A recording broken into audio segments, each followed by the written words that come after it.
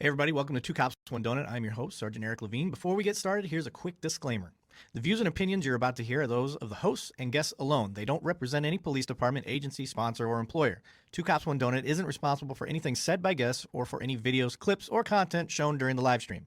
This show is intended for adult audiences only. We cover real incidents, we show graphic and sometimes disturbing footage, and we don't shy away from strong language or adult conversations. There may or may not also be alcohol involved. Viewer discretion is strongly advised. Everything you hear or see on the show is for entertainment and educational purposes. It is not legal advice, and it's not tactical instruction, and it shouldn't be used for such.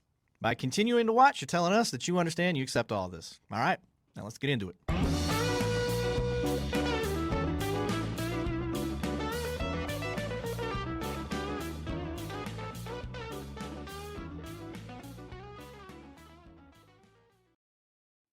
All right, welcome back. Two Cops, One Donut. I am your host, Sergeant Eric Levine, and today I have with me the one, the only, Zole Murphy.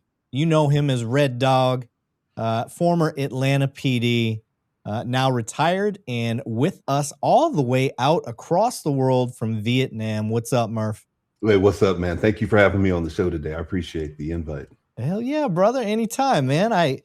It's one of those things you just tend to gravitate towards like-minded people. You know what they say? You should surround yourself with or successful people surround themselves with like-minded people. So I just happened to run across one of your videos at one point, and the first thing that stood out was the title of it said, "Abolish the Police." And here I see a man in an Atlanta PD uniform, and he's yelling, "Abolish the police." And I was like, I need to know more about this man because, like me, there's a lot more behind just hearing some short reel about you wanting to call out bad policing. And I think people that know me now know, like, okay, he shows good stuff. He talks about the bad stuff and all that. And so I was like, I need to reach out to you. So I reached out to you, and you were more than willing to have a chat, and I appreciate that. Super excited, man. I've been checking out your content for a little bit, and I really appreciated that balanced moderation of a guy who was in the field. You know, we have a tendency to attract people who are real polarized in our beliefs and our views about things, and cops have strong opinions, man. We'll see a lot of them today, because I know this is a wild swing off into left field. People probably have not heard this coming from a retired officer before, but I've had a long time to think about this, so I'm looking forward to talking about it, man. I like it. Let me get some things out of the way real quick. If you are joining us from Instagram or from TikTok, you guys will see me look back and forth because I literally have Instagram on one side and TikTok on the other. It's really hard for me to keep up with the chat on those guys. So if you are joining us from Instagram or TikTok, please jump over to our YouTube channel, Two Cops, One Donut, all spelled out. And then we can see your chat a lot better. Or I think if you're on our Facebook or LinkedIn, we may be able to see it as well. But YouTube is where it's at. If you really want to be a part of the conversation, that's what we're recommending, because that is where the community pretty much lives and chats. And everybody's got a place in here. Your voice has a place on the table. We don't shy away from anything. I think MJ blocked me somehow. I cannot see any of her chats. Who's MJ? Are they talking about my mom? They might be talking about my mom. Is your mama MJ? My mom's on here all the time. She was on this morning's show. I hope she didn't think that was the only one I was doing today. She probably got something going on. But looking at the chat, we got our guy. So I just learned this about our guy. He said, "Hi, chat. Who watched Leah?" He's talking about Long Island audit court case today. I did catch some of the highlight clips, and his name's Sean Paul Reyes. I don't know if you're familiar with him. I've been trying that. He's a First Amendment auditor. We've had him on the show a couple times, but he's like one of the OGs. He's like one of the best, and does a really good job. But there's a viral video of him visiting this, I think it's New Jersey or maybe Connecticut cop that pulls a gun on him and spits at his face.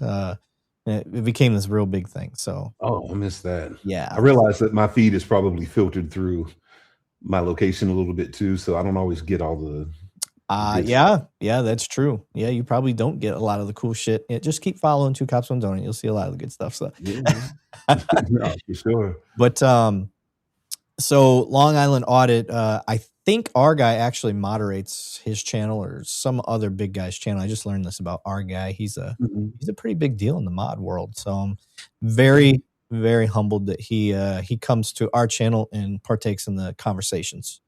Yeah, But man. just See you. like giving shots out to the people we're seeing in the chats right now. Okay. Twitchy Skitch is out there. Shotguns and Tattoos. Mr. Bill Fold. David Edmonston. Who else is in there? Phil Wilson. What's up, Phil? That looks like a newer name. I like giving shots out to new people. What's going on, Phil? And for the chat, once again, if you want your comment to be read, guaranteed, super chats, all that stuff, that helps you get to the front of the line. We appreciate that. All your hard-earned money goes right back into the show. Follows, likes, subscribes, all that crap that the kids say, that really helps the channel out, and we appreciate that. But with that said, let's turn it over to our guest. All right, we got all the that out of the way. Hey, Palm, what's up, brother? I see you joining in right there. Paul. Yep, looking over at the TikTok. If you're over on TikTok, Big Andrew just said FTP. Great song. Love me some NWA. Yeah, man.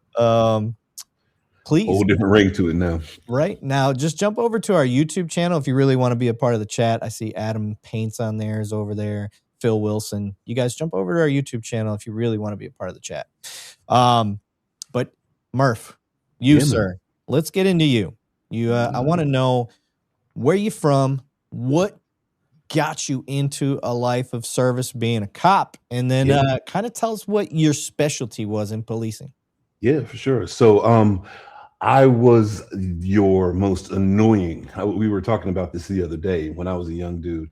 I was your most annoying typical Boy Scout. Like, I just knew that I was going to come into policing as a young man and just revolutionize the whole entire thing, right? I was that guy who wanted to get out there, and I was there early and stayed late, and I'd pick up every case, and nobody was allowed on my beat, and I was super excited in the academy. So, policing for me was something that seemed like a good idea. I came on to the Atlanta Police Department in November 16th, 2004 is when I was hired to APD. So of course, we go through the academy, which was about 21 weeks at the time. And I knew what I wanted to do when I was a young dude. I've been in Atlanta since 97, originally from Huntersville, North Carolina. I'd love to claim Charlotte. My whole life was in Charlotte. I went to high school in Charlotte, but our little house out in the country was in Huntersville next to Lake Norman.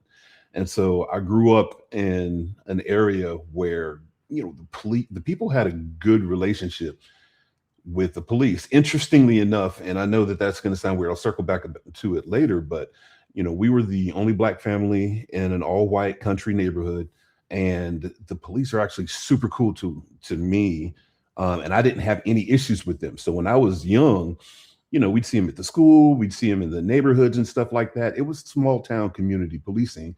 So everybody kind of knew each other. So I didn't grow up with that typical aversion to the cops. I didn't really have a stigma about it. I just thought, I'm like any little boy, I'm looking at the military, I'm looking at police, I'm looking at the SWAT guys, and I'm like, that stuff is cool. I enjoy that. So I would try to spend time to talk to them when I could and learn a lot. So that fast forwards off to me being 18. I'm off in school now. I'm in Atlanta. I'm a freshman at Morehouse, and Al Gore shows up at our college. And it was this was probably in 2001, I think, around that time where he was campaigning. I'm sorry, 1997, around the time where he was campaigning. So he shows up at the college, and, we see all the Secret Service guys there, all the CAT team guys are there, all of the FBI guys are there. But we also see this big group of Black clad guys who, as far as I was concerned, was just their ninja section. I didn't know what they were about. So I'm asking around because I'm not from Atlanta. I'm like, who are those dudes wearing all black? Because they were everywhere. People were like, man, that's the Red Dog. Oh, that's the Red Dog, man. People, oh, you don't fuck with them. That's the Red. And now I didn't know what it meant, but I didn't know what they were attached to. I didn't know if they were part of the presidential detail. I just knew that they looked like some people who got business taken care of. And I was just fascinated with it. Anyway, fast forward over the next couple of years, I look up and realize I want to become a police officer, and the City of Atlanta Police Department had the Red Dog unit, and I knew as a recruit, I'm like, I'm gonna get over there. I don't care what I have to do. I'm gonna become the strongest guy that I can. I'm gonna get faster. I'm gonna damn sure make sure I know how to shoot every weapon system I can get my hands on. So when I showed up, I wanted to make sure that I could be a valuable asset to the team.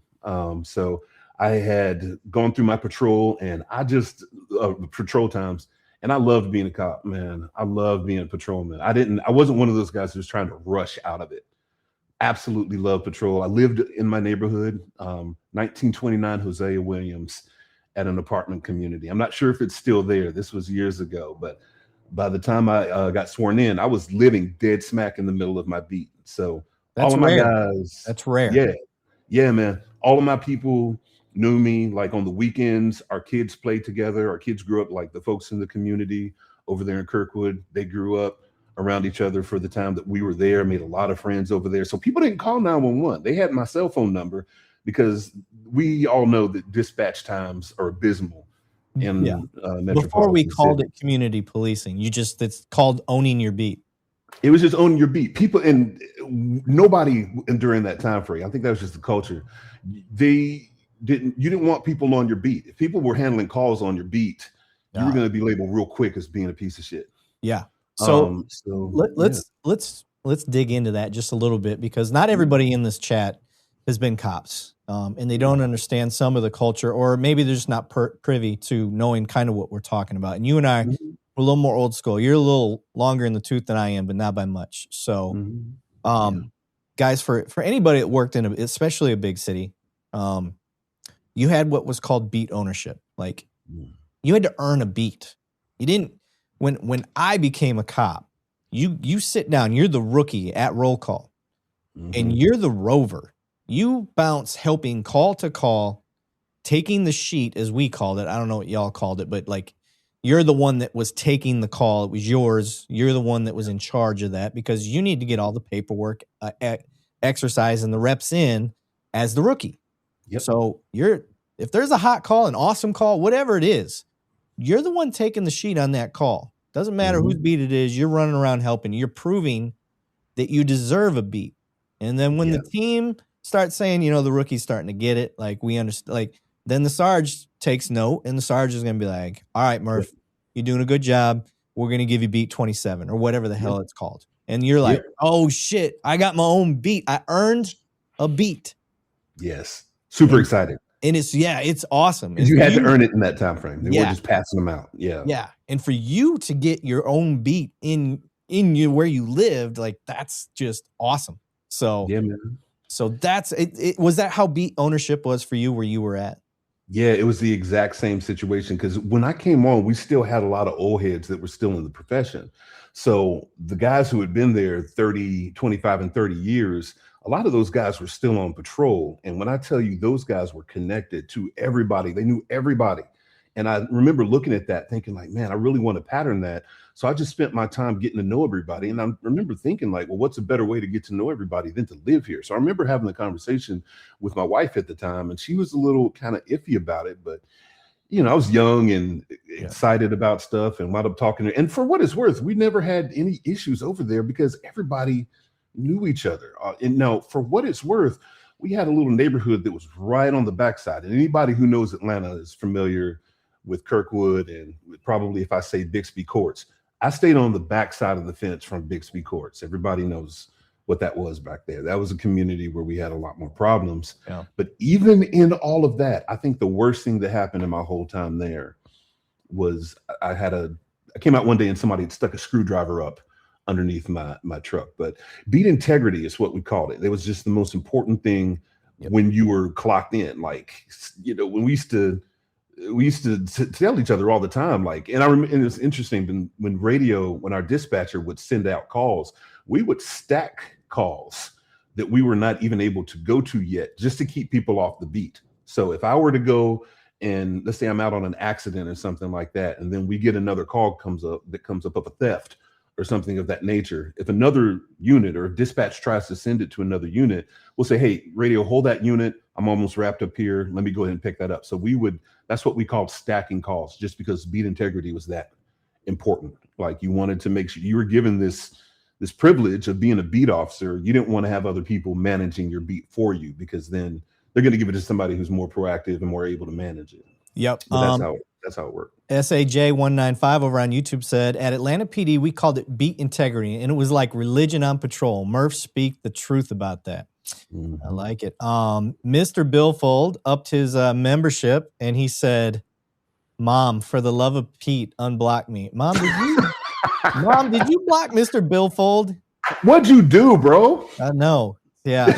So remember how I told you on this show, like, when somebody doesn't like me, like, I tend to foster their chat more. Like, if they're really coming in here giving me some shit.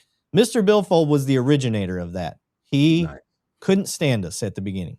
He wasn't in a place for himself yet to be ready to hear what I had to say.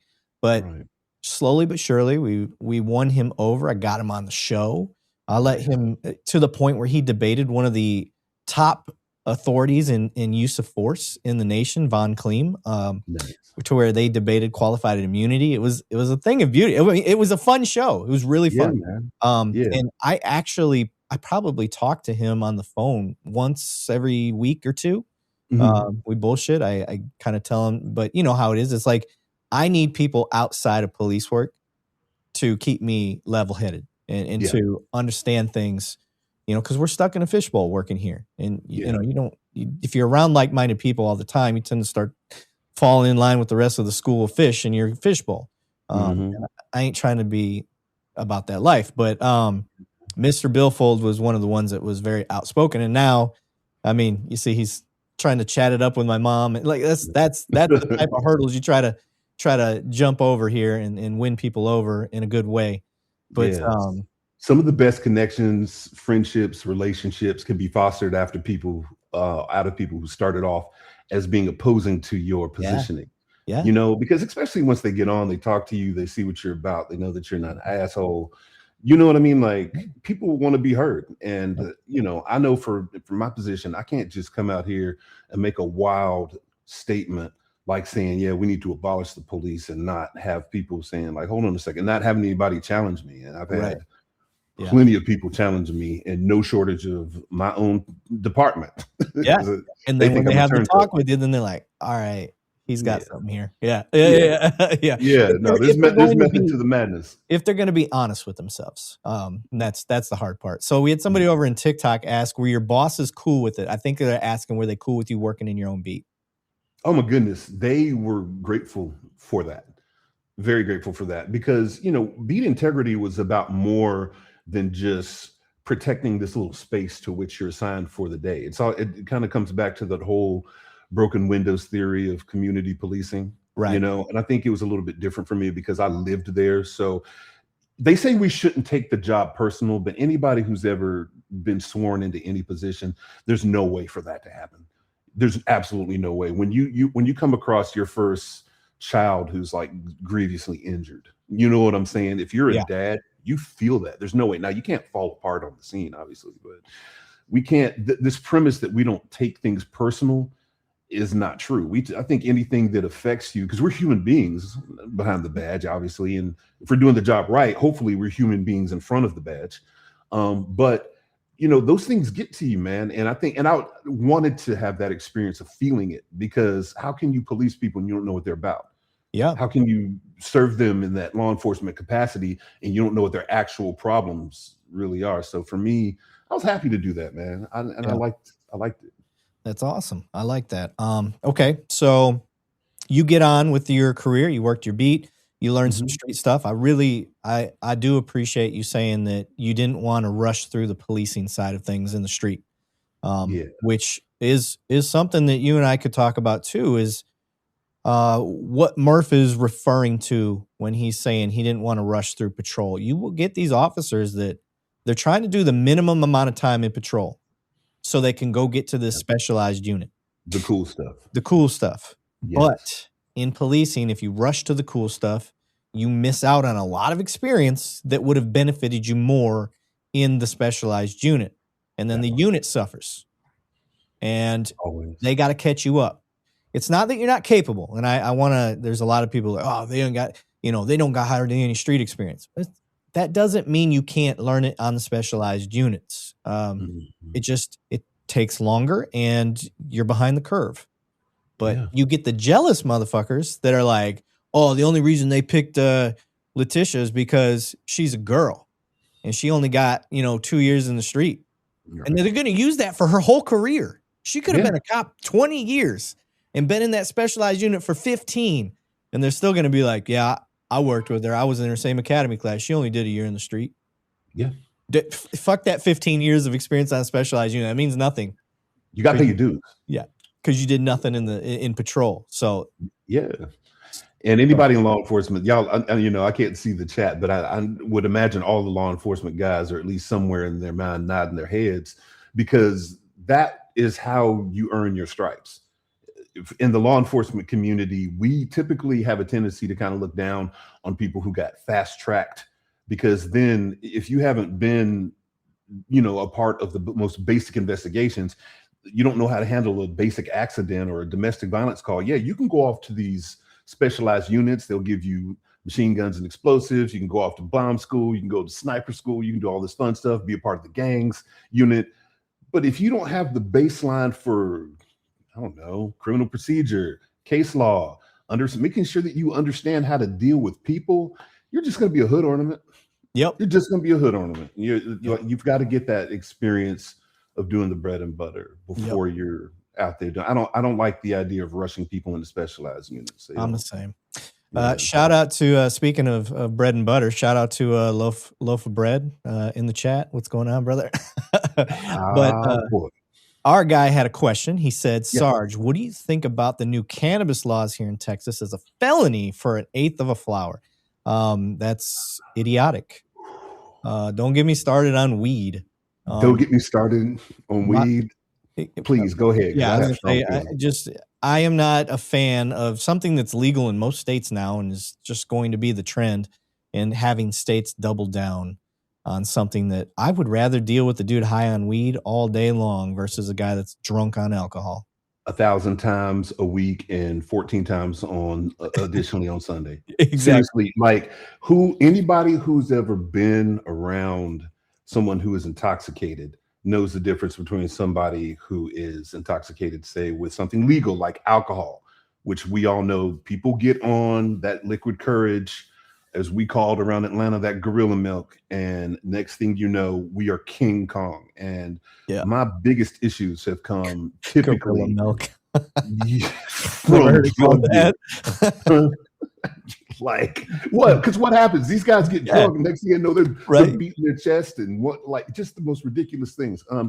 Weed specifically, I don't have a memory of someone who I had an extraordinary conflict with, where I smelled the vapors of marijuana smoke from them. I've never dealt with a guy with red eyes who had just rolled a spliff, who wanted to fight. Like, how do people act when they smoke? They're chilled out. And in terms of the in terms of the legality of it and it being a felony for something that will grow in your back fucking yard is absolutely ridiculous. I think that it has a lot more implications in how the weed law started, to be perfectly honest with you. If we can turn this into like a severe offense, we can start to target the areas that we want to target a little bit more heavily. That's a whole nother topic that I'll get into a little bit later. But I think that it's abusive by the government. Whoever came up with and pushed for that should be removed from their position. And it just lacks foresight. It lacks nuance. It lacks some understanding for the amount of people who were suffering from even cancer. And I'm not even going to get into the recreation use. Let's get into the medicinal efficacy. That's like, we've got article after article after article that says this is why it's useful. And a lot of people know that, or just getting it from their local source. But now we're going to create more criminals and more people who are going to be having like these felony convictions, which in the big system of things is good, because keeping the prison system alive with more fresh meat is ultimately what they're looking to do. So I think it's corrupt at its core. And again, guys, do y'all know why weed is even illegal? I know you know, but for the chat, if you people get real in their feelings about this, but I would challenge anybody watching right now, if you don't know, go in your chat GPT or whatever AI that you use and put in, why is marijuana illegal? I'll skip to the good part. Back around, was it 1934, give or take, there was a movie that came out called Reefer Madness. Yep. And that was really a big catalyst in the change of the law.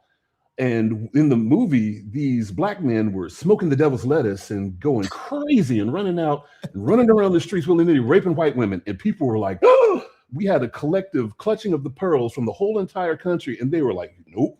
Now, before then, everybody smoked weed. It was in food. They ate it. They used it medicinally. But after that movie came out, people were scared. They were terrified. And what typically follows fear? Those are the two most powerful human motivators, right? Fear and pain. Mm-hmm. We torture our special forces guys to make sure they can put up with that stuff. We use fear to put that in a position of making weed an illicit substance. And since then, we've been enforcing it and sending people to jail. So what do I think? I think it's a bunch of bullshit.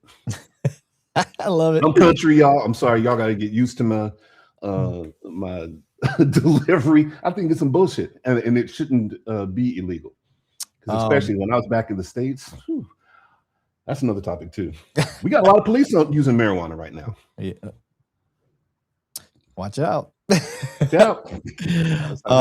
Mike over on TikTok said, Murph worked with you in Z6. I don't know if he's saying Zone 6 or Z6, but he said, yes, always been a real one. Appreciate that. Mike, I wish I knew Mike's last name, but I appreciate it. I'm thinking of a few Mikes in my head off the top of my head. But he's over on TikTok right now. Okay. What up, King? Can't see his full picture. He might. Bell, he said. Mike Bell. Mike Bell. Bell. Yeah. His name rings a bell. It rings a bell. I knew you. I was like, I couldn't help it. Oh, God. Got him. Yeah. Shit. I love this quote. I've seen it many times as being a military member myself, but honoring inmates said, or does that say honoring intimates? Intimates. There it is. I thought it said inmates. I was like, that's cool too. Whatever. That's what it looks like with my astigmatism. Yeah. A true soldier fights not because he hates what's in front of him, but because he loves what is behind him. From G.K. Chesterton. I didn't know that's who said it though. Salute. I like that. Yeah, I like that too. I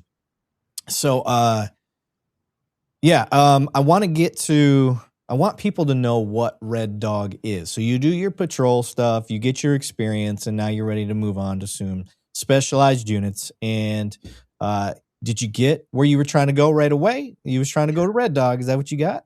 Yeah, man. Getting out in patrol and really trying to be a good beat officer, answering my calls, taking care of my neighbors, and then backing other officers up, which everybody who's in the profession knows is going to be kind of a hallmark of your reputation. When we have what we call hot calls that are happening, is that guy going to get there and be there to back us up? Is he going to be a team player, not try to take over the call?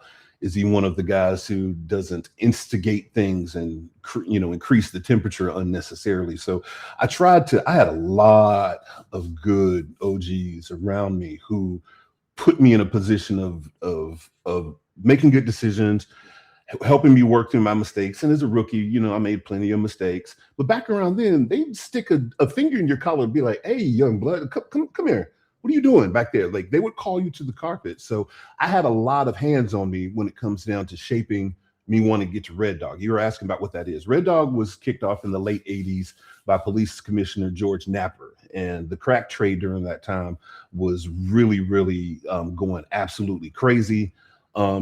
We, as officers, did not know why we had the crack epidemic at the time. That's a topic that I would certainly like to circle back to. We didn't know the reason we had the crack epidemic was because of the government at the time, but we were out there making sure to mitigate the violence that was associated with it, right? People were getting killed all the time and crime was going crazy in Atlanta. So the commissioner was like, listen, we've got to put a unit together that is going to strike fear into the people who are out victimizing the community, because patrol couldn't handle it.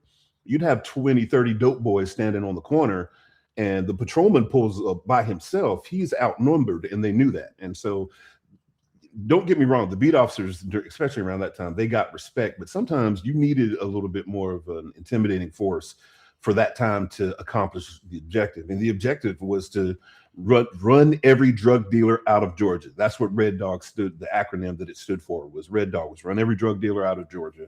And we believed, I mean, down to the core of our being, that drugs were what were fucking up our communities. And we had to get rid of the people who were causing all of these deaths, that were, you know, that were responsible for all the violence. And then, of course, for all of the property crimes that are associated with that, because drugs, the drug game never stands alone by itself. Because of the illegality of it, we've got other associated property crimes. We've got local homeless people breaking into houses and stealing stuff so that they can take it to the dope house in exchange for drugs.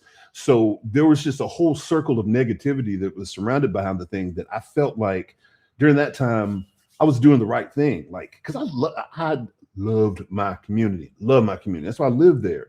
And so ridding drugs and all that violence and all that other stuff that was associated with it, or getting rid of it, that sounded like hot shit to me as a young dude. So getting over to REDDOG, this unit that I'd seen walking around in this cool tactical gear, they's got this just amazing. We saw them at a Caribbean festival one time. And I remember, anybody who's familiar with Atlanta knows every year that we have this big Caribbean festival, and it's thousands and thousands and thousands of people out the streets. They're partying. We've got floats. We got women shaking behind with, you know, scantily clad. For a young dude in college, it's just like, oh, this is just heaven. And I remember we were all out in the streets, and I had somebody come and gave me my first big red, like, party cup filled with tequila, just out of a jug. We were off the chain. And next thing I know, these slick top cars are driving through the crowd, bumping people slow, but they're on the loudspeaker, move, get out of the way, get the F out of the way. And it's like a caravan of slick tops. Meaning, when I say slick top, meaning the type of the old Crown Victorias, but without the lights on the top. Those were the cars that REDDOG drove, just lower profile, so that when you're coming down the block at night, you can't see the profile of the police lights. But anyway, it's in the middle of the day. These cars come, and then those same guys wearing black, they hop out. And I will never forget, I saw the biggest human being I'd ever seen in my life wearing that uniform. A guy who they call Goob. I'm not going to use his name on the podcast. He gets out of the car and he's surrounded by easily 500 people. He gets out of the car and I'm like, holy shit, I didn't know drinking in public was illegal in Atlanta. We were just out there in a big old party. He gets out of the car. It's like, everybody get back. I was like, Jesus Christ, that guy's going to eat me alive. But I remember just being impressed with how they managed that big old scene. Yeah, with just a few people. There was like, maybe there wasn't more than 15 guys that showed up, I think, at that time. But they met, everybody did exactly what they told them. They were a show of force. There's a show of force and a submission to that force. And we had no question that if we had nutted up, any of those big men were going to come over there and make us do what they were asking us to do. So Mr. Bill said, I hate to cut you off, but Mr. Bill, because I know we're going to get questions as we go. Yeah, Mr. Billfold said REDDOG were basically like jump out boys who smashed folks. And then our guy asked, so being a jump out boy, how many times did you violate the Fourth Amendment? That's a great question. I was waiting for it.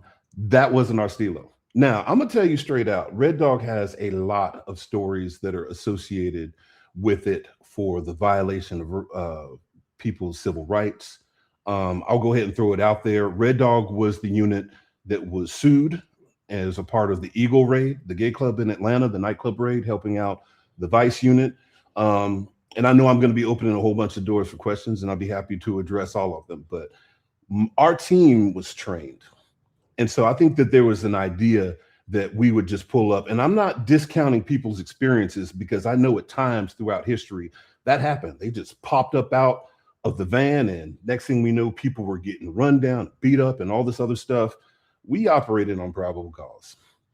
My cases were made on probable cause. I made it through 3 years in Red Dog. I think I had maybe one use of force complaint. So my team was not out there just doing whatever willy-nilly. We're talking about how many times have I violated the Fourth Amendment. That wasn't my thing, man. If we were jumping out on somebody, we either saw something, smelled something, or had very strong reasonable suspicion of something, and we would get out and go and talk to people. So we were not leading with this jump out and beat down for which Red Dog was associated. And for what that's worth, that wasn't just my team, that was the unit at the time. I was there from 2008 to 2011. So we weren't operating under that 80s rule of just jump out there and beat up everybody and, be the big, the hammer, and leaving people in a trail of despair and confusion. If we were making arrests, and we would sit, and as long as it was safe to do so, we would even explain to the mamas and the grandmas. I've got people who are in my comment section right now that are on my page. They're saying, "Hey, Murph, I remember when you showed up and fill in the blank happened, and you treated me, you took me to jail, you took my brother to jail, but you treated my grandma well." So to the question, how many times did we violate Fourth Amendment rights?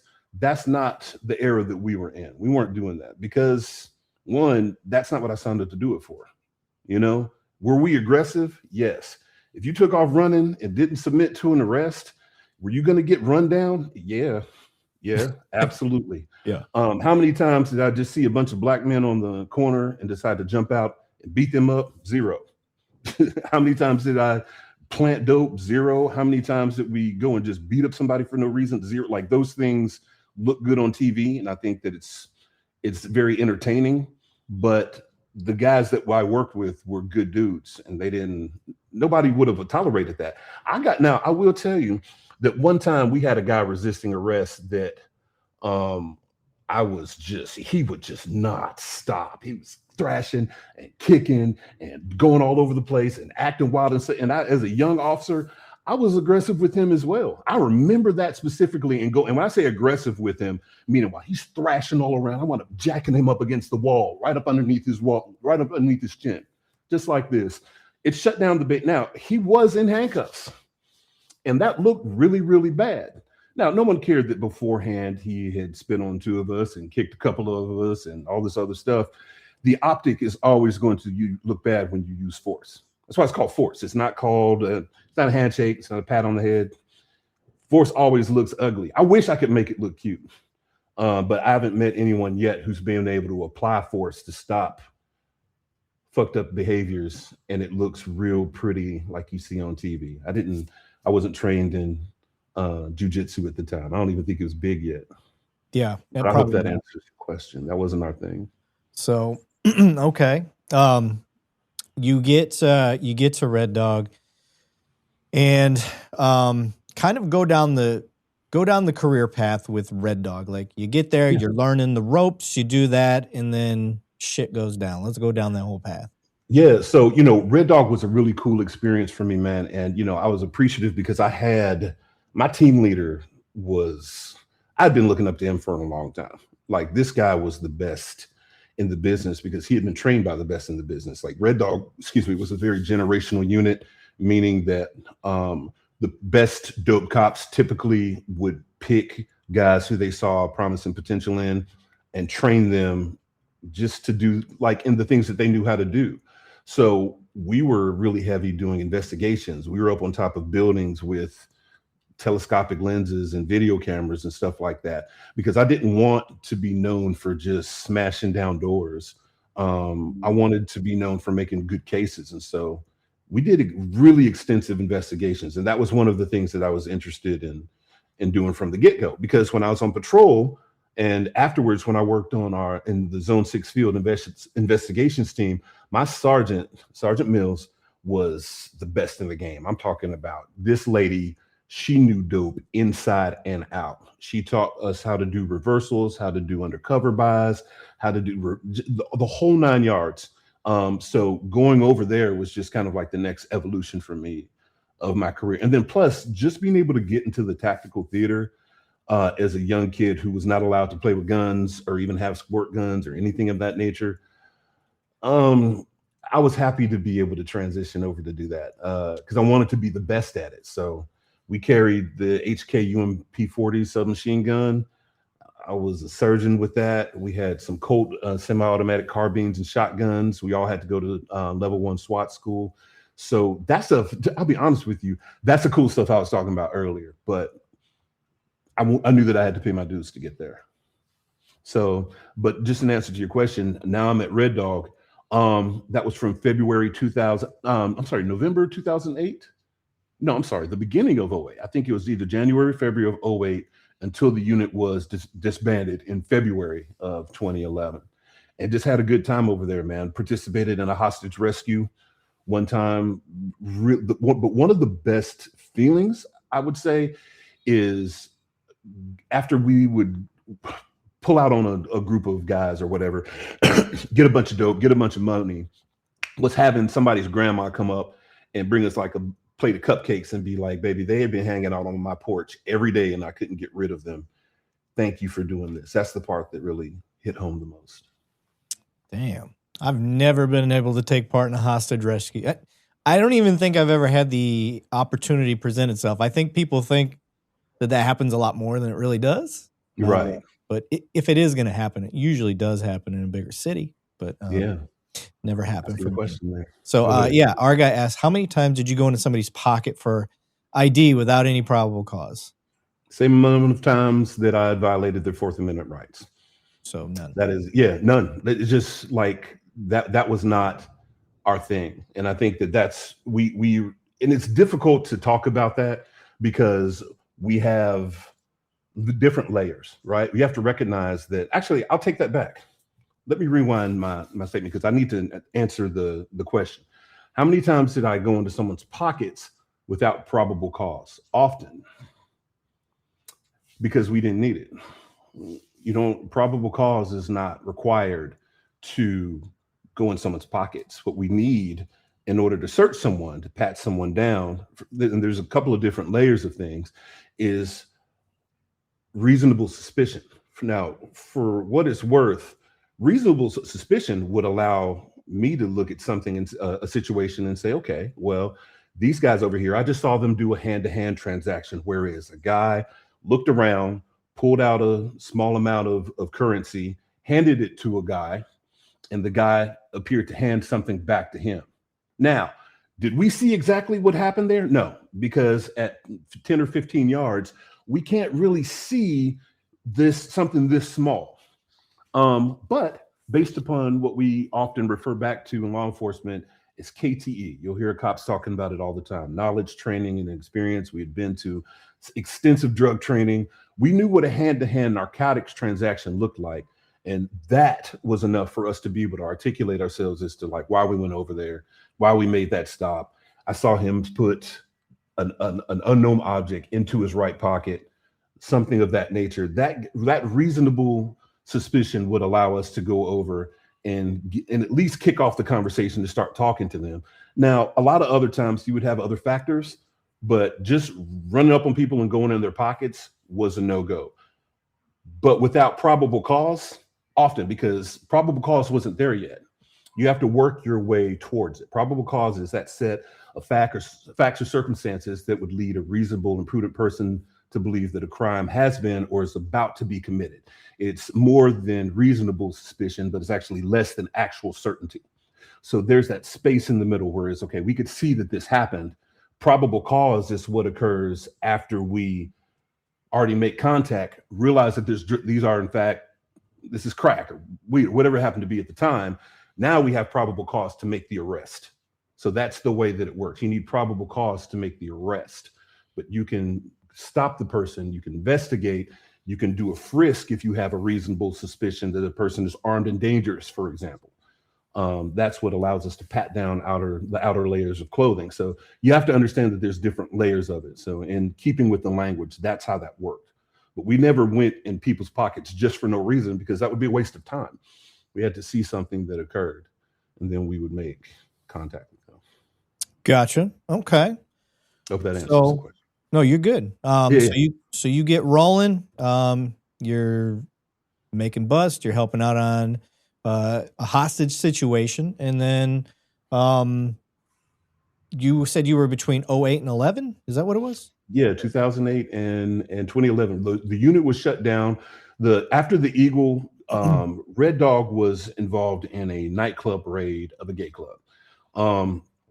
Interestingly enough, I had never really missed a lot of work. Coming to work every day was just, I loved it. So I think I had just a few days of absence, separate from a kid being born in the unit.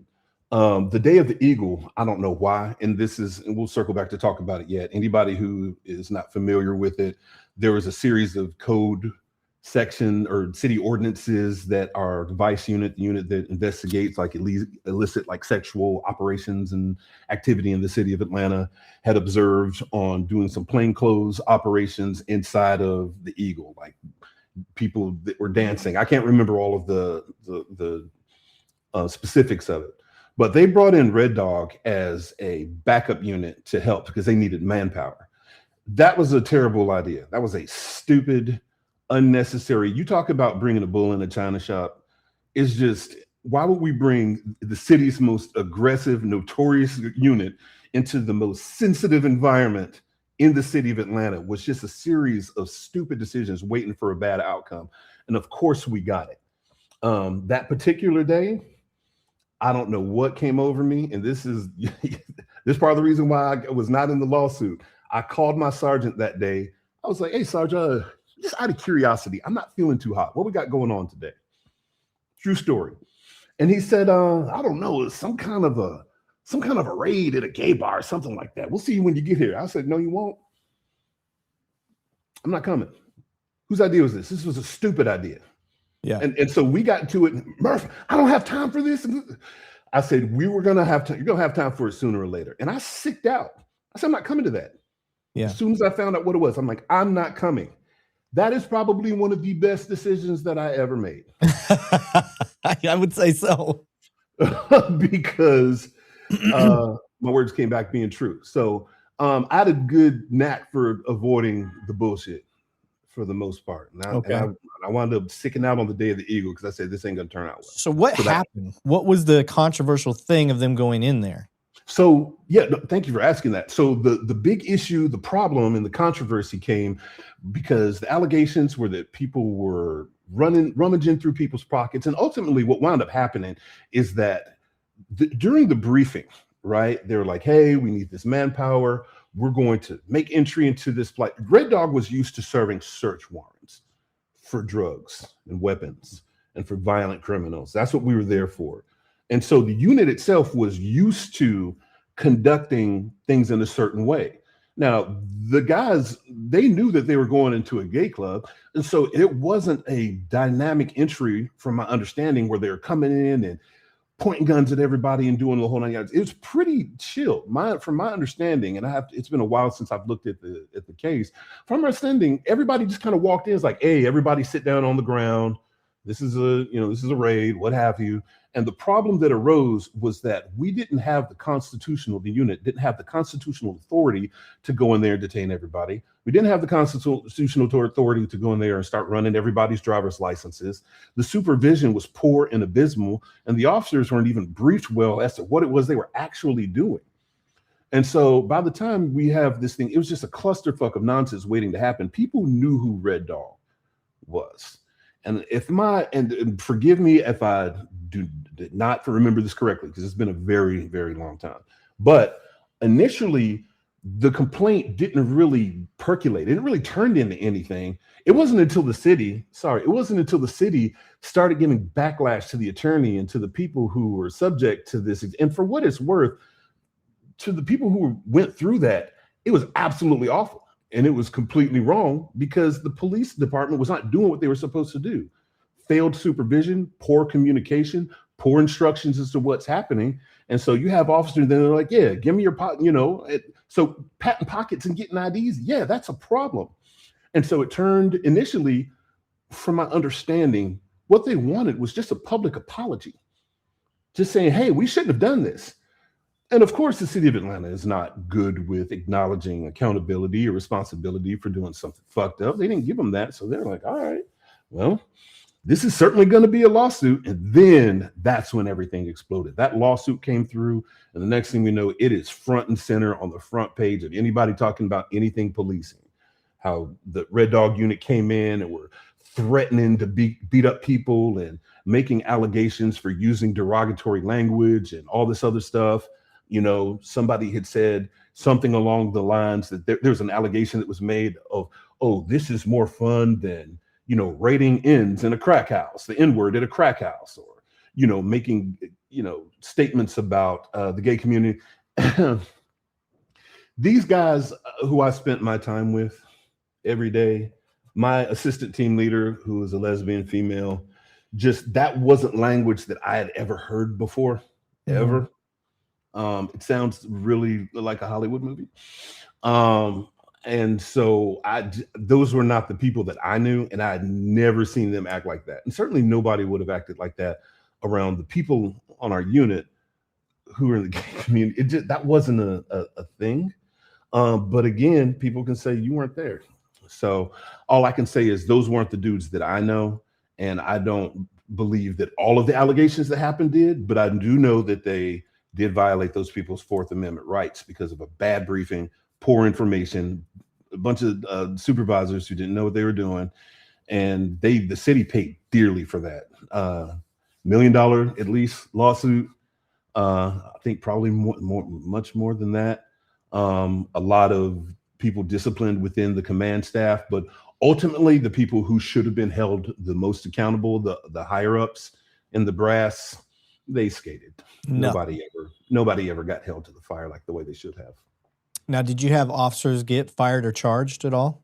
Yeah, I had several officers that were fired behind that. If I remember, I think one of the sergeants over the vice unit was fired. And then there were other lawsuits that were happening around that time of the Eagle as well. I remember having to sit in for a couple of depositions for officers for the Civilian Review Board when they were looking to even get their jobs back. But I think some of those other, I think they may have been fired for other items that followed. But yeah, there were a couple of heads that rolled after the Eagle, but none of the ones that should have. Our issue was institutional and was very much top down. And I didn't see any chiefs, deputy chiefs, anything of that nature having to get spit roasted. Okay.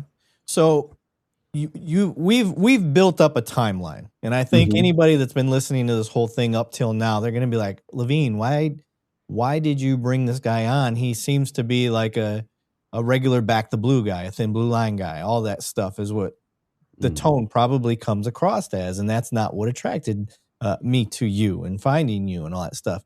I as a cop in the experience level, I'm starting to see the tonal change of the Boy Scout who looked up to police and loved it. I can see that starting to change.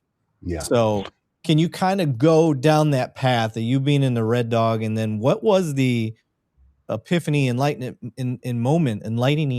I can't say that fucking word. Enlightenment moment. There we go. Enlightenment's a good moment. Yeah. That things started to like go off in your brain, like this isn't what I thought, or I'm seeing things differently. Yeah. I was actually while I was on the unit that things really, like, I really started to question things. I remember one time there was a couple that was killed in the Virginia Highlands. As a male and a female who wound up, I think maybe the man got killed. I don't think it was both of them.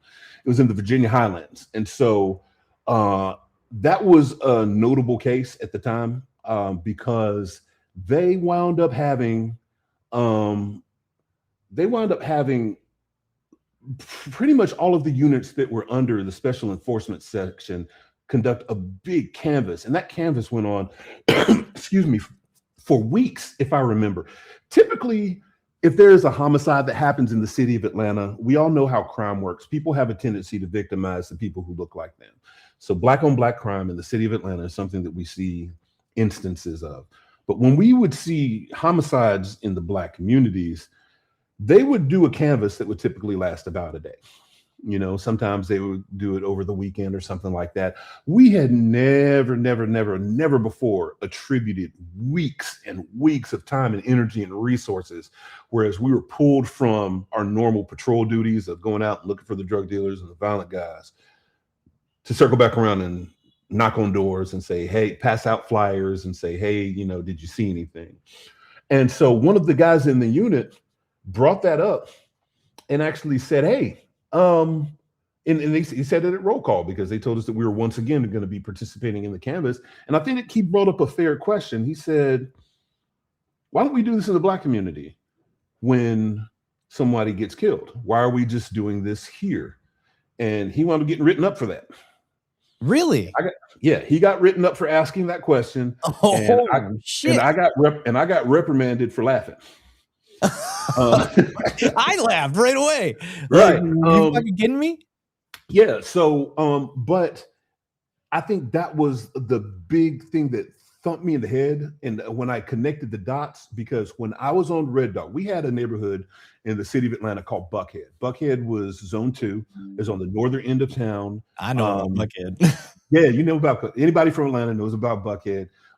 That's where Phipps Mall, that's where Lenox Mall is, high-end shops, where the folks, most of the money that is circulated from tax revenue and from businesses in Atlanta comes out of Buckhead. And I think that may have changed over the years since they've been kind of building up through the city and stuff like that. But Buckhead was where it's at. That's where the clubs were. That's where the nightclubs were. That's where they had like a whole strip of like entertainment establishments. Like Buckhead was the money hub, but it was also more in that time predominantly white. And we were stone cold prohibited. And I want to make sure people understand, stone cold prohibited from going up there.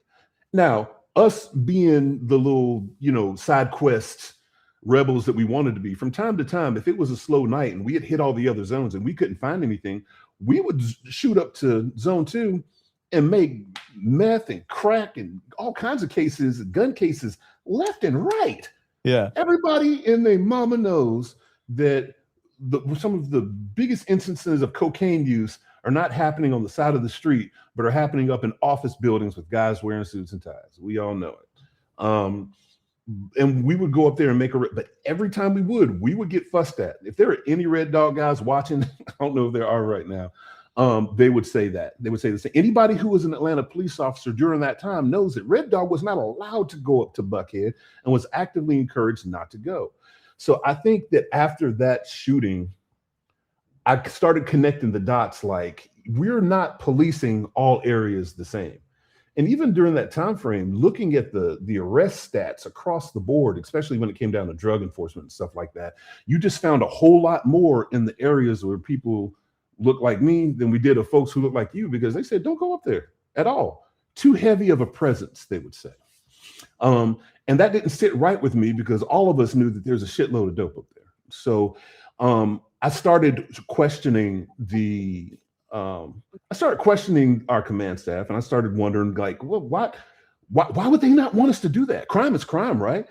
We were in this black ass city of Atlanta with this black ass mayor and this black ass city council and all this other stuff. Why are we still catering to that?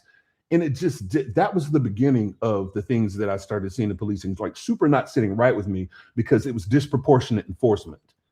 And any of the guys who were around during that time, they would tell you, like, we were stone cold prevented from going up there. So what do you say to the argument a lot of people like to make is, if you see one bad cop and a good cop sees that and doesn't do anything about it, now you've got two bad cops. You do.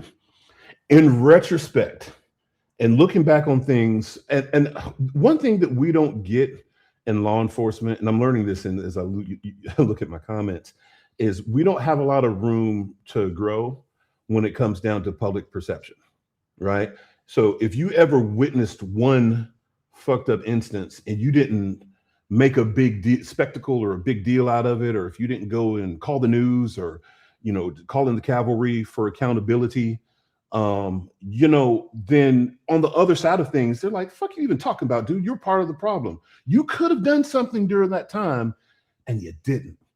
And I had to really sit with that to be like, well, damn, then that means that I am in fact a part of the problem. Now, mind you, I had already reconciled the fact that years later I had made friends with a Navy SEAL buddy who was on that time, and I'm going to connect him with you. During that time was on SEAL Team 8. Their job was government destabilization. And so at the same time that we were locking up people's sons for cocaine, he was in South America flying C-130s of cocaine to and from the cartels because they were more stable than the local governments. And I remember sitting in his house after I retired, smoking a blunt and looking at scrapbooks like, holy shit. And I cried for a couple of days. I cried in his house. I cried when I got home. Because I'm like, God, what did I do? What was I part of? I see in the comments somebody said that cognitive dissonance is a very real thing, and that is true. I was disconnected from the reality of the harm that I was causing because of the circle I was involved in, where a guy wearing that same American flag patch as me was doing the opposite of what I was working to do, and it fucked me up. It really did, because we didn't know. We were all, I was in 70, I was born in the 70s, grew up in the 80s. Do y'all remember the DARE program? Yeah, somebody mentioned it in the comments earlier about the DARE and crime McGruff and all that shit. We believed that hook, line, and sinker. We were the generation of them coming into the classrooms, bringing the big billboard fold-styled fold-out thing, and them showing us all the different drugs and how each and every one would fuck you up. That's what they did in the school. This is cocaine, and then this is crack, and that's 10 times worse than cocaine. And this is weed, and that's the devil's lettuce, and just, and they would go through each one. And so they're sitting here feeding us every, what was it, like once a month, the DARE officer would come and let everybody know how much drugs, everything was going to ruin our lives. So yes, cognitive dissonance is a real thing, but I think also our training and our environment was a very real thing too. Now that doesn't make excuses for it. People say there's no excuse for ignorance. I would dare say that it depends on what it is that you're talking about. Yeah. So yeah, that's what we were doing. Like I said, we were the Boy Scouts out there, and we thought that we were doing a service to the world by doing all this drug enforcement, and that just wasn't the case. Okay, so you have this epiphany. Mm-hmm. The light bulb's on. Yep. Your unit gets shut down. Right. So now you have to find a new home. Where did you land, and how did you finish? Yeah, so I landed on the other side of things because we had a bunch of guys now that had all this training and experience, and they didn't know where to put them. So they stuck me over in the gang unit for a while, and while I was there, I was just tucked away. Like, didn't get involved in any major investigations, didn't do too much, went out and participated in some of the sweeps and stuff that they would do. But I kind of stayed out of the way because it was losing REDDOG at that time was a trauma of sorts. And that sounds really stupid, but when you work really hard to try to get to something, remind you this goal to get there was several years in the making. And so to see all of that fall apart and to have a unit that we liked being the good guys, and we were happy to be the good guys. We were happy to be the axe behind the break glass in case of emergency. To have that immediately gone was just like, who are we now? What do we meaning within the construct of this law enforcement community? Who are we now? What do we do? Yeah. Like, what do we do? So, people got scattered out to the wind.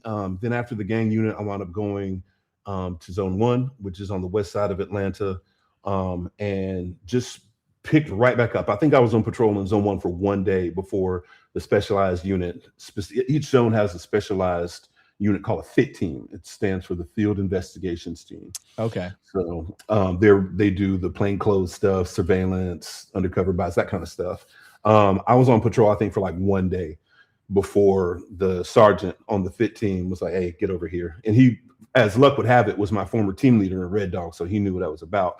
I wound up going over to the FIT team and doing my investigations with them and just picking up with, I was kind of had my tail tucked in between my legs for a little bit, but got back into it, didn't miss a beat, jumped back into the dope game. And I did that for a while until I wound up going to SWAT. And SWAT was where I really, my mind started changing significantly. Really? Oh, yeah. Okay. I thought SWAT was because SWAT had a lot of guys who were in REDDOG before. SWAT was always the ultimate goal. I was looking at REDDOG. I was like, yeah, man, I want to do that. I want to go work, do it. But ultimately, I wanted to drive around in the Linco. Yeah.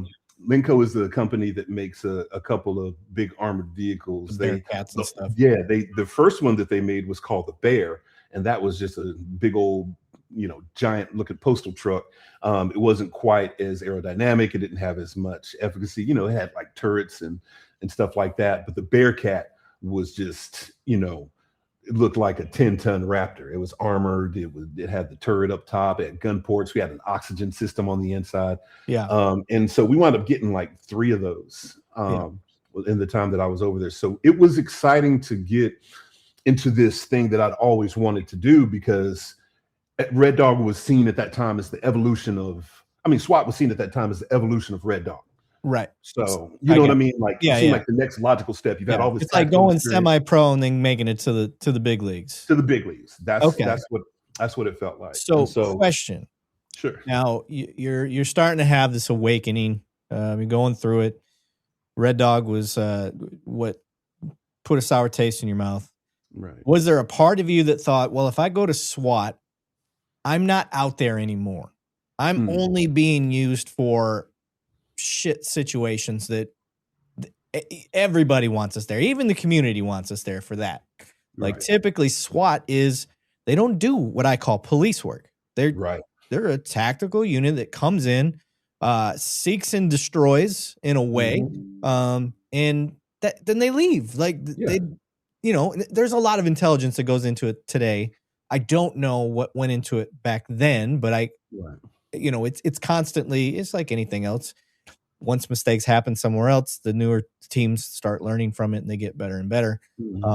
But were you looking at SWAT as a way, I guess, in my mind, of going, okay, if I can get away from this nonsense where we're disproportionately enforcing in, one demographic, if I go to SWAT, I'm kind of getting away from that. Now I'm going to a unit that it's oblivious. It's just, here's a problem, we got to go solve it. Yeah, it very much felt like the next level up. SWAT is not doesn't have to answer 911 calls. Now, they wanted us to go outside today, and the City of Atlanta Police Department has always had quotas. They'll say they don't, they do. All the command staff will tell you that we don't and never have. All of the officers will tell you that we do and always have. There's always been a quota.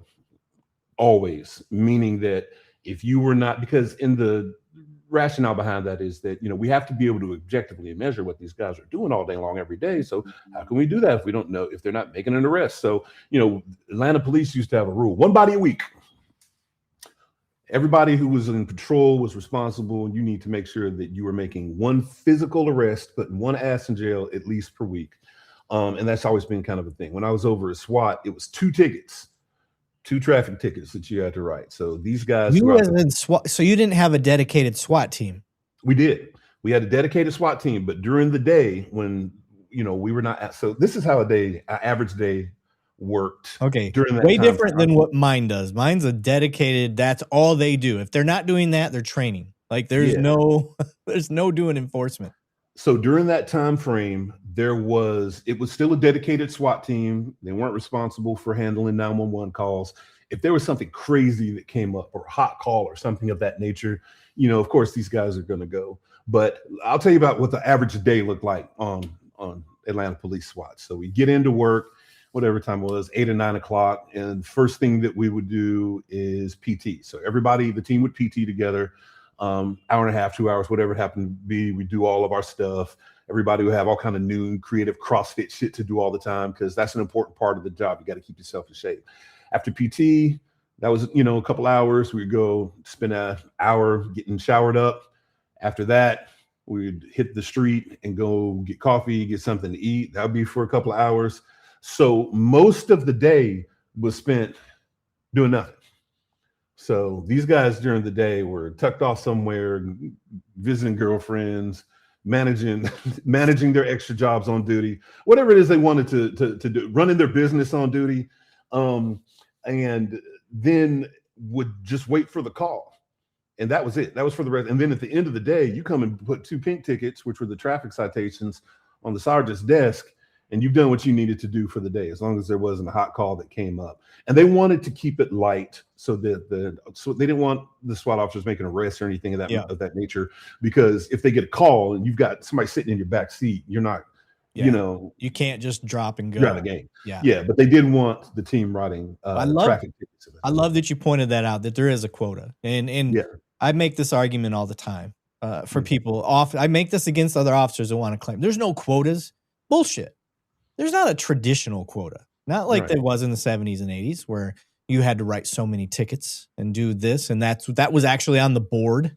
Yeah. What there is just like you said, they hold your position hostage.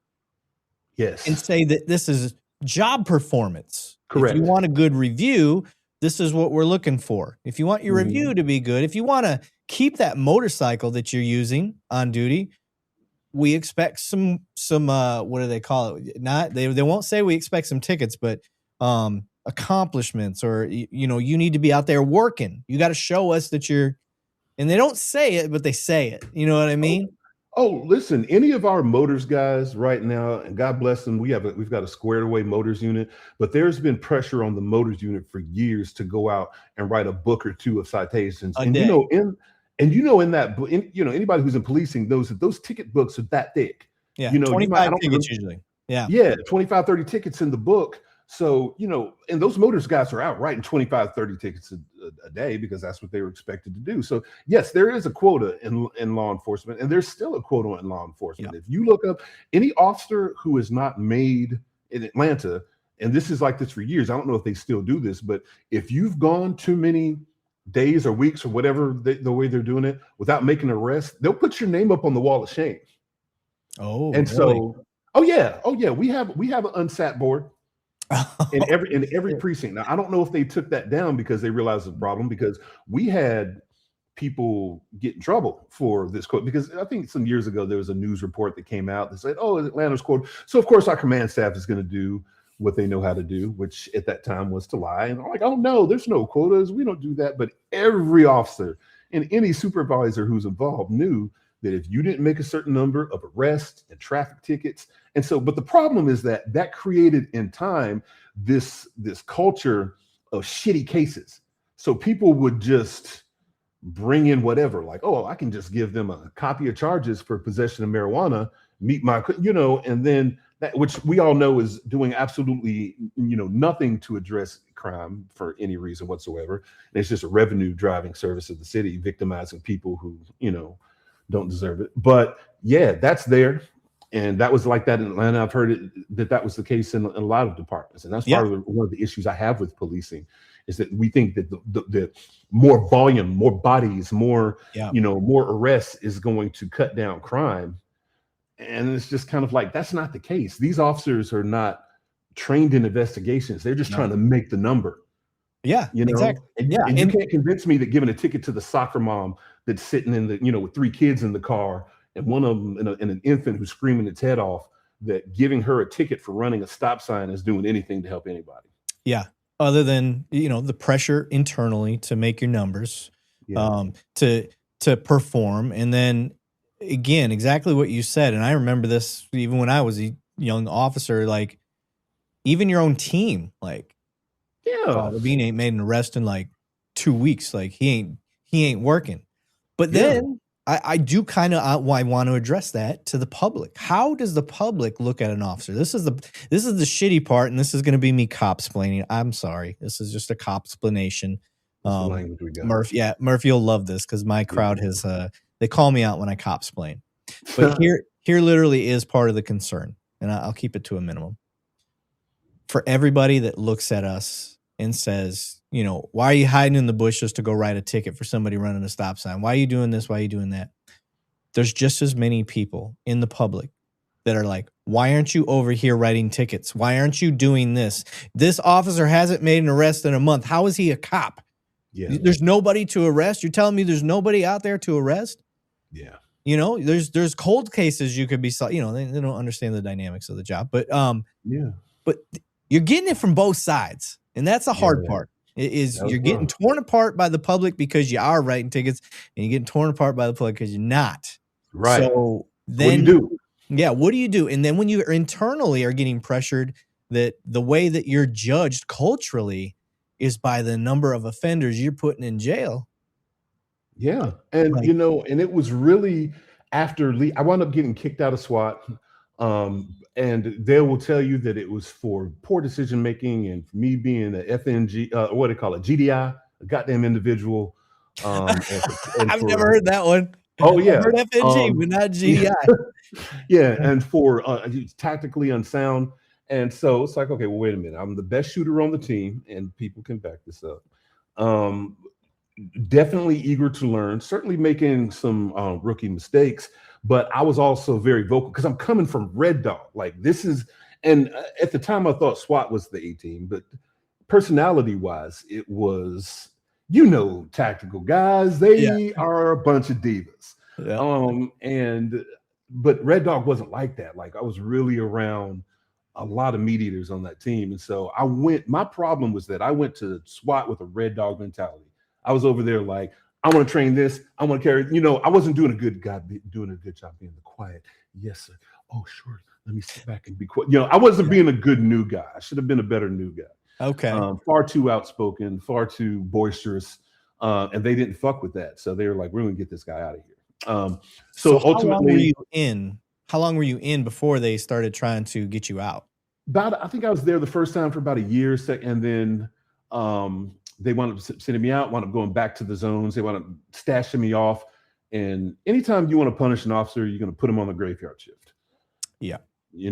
I prefer it, but yes. Yeah. It's a punishment without punishing because transfers are not grievable. Right. So they took me off in zone 3 for a while, super depressed. I was super embarrassed.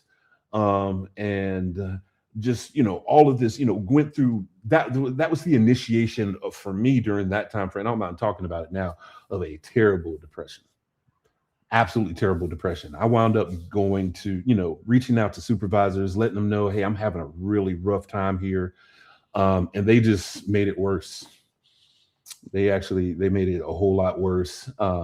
I started going to our employee assistance program because I was like, listen, first of all, I'm dealing with years of PTSD that was untreated because our department has never had a great mental health service or had great mental health services.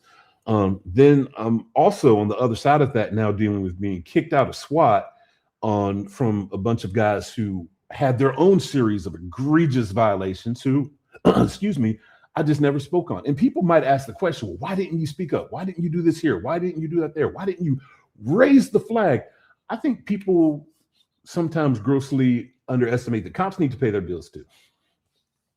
Yeah. And by being a whistleblower, you compromise. And I'm not saying that this is the right thing to do. I want you guys to put yourselves not in the position of a 47-year-old guy who's looking at things through the lens of 2020 hindsight, recognizing what the monster actually was, but sitting actually in the environment now, wanting to not disenfranchise the people around me, wanting to not lose my job, because I knew that they punished people who speak. You speak up about problems, you are going to be not just outcast, but you're looking at losing money.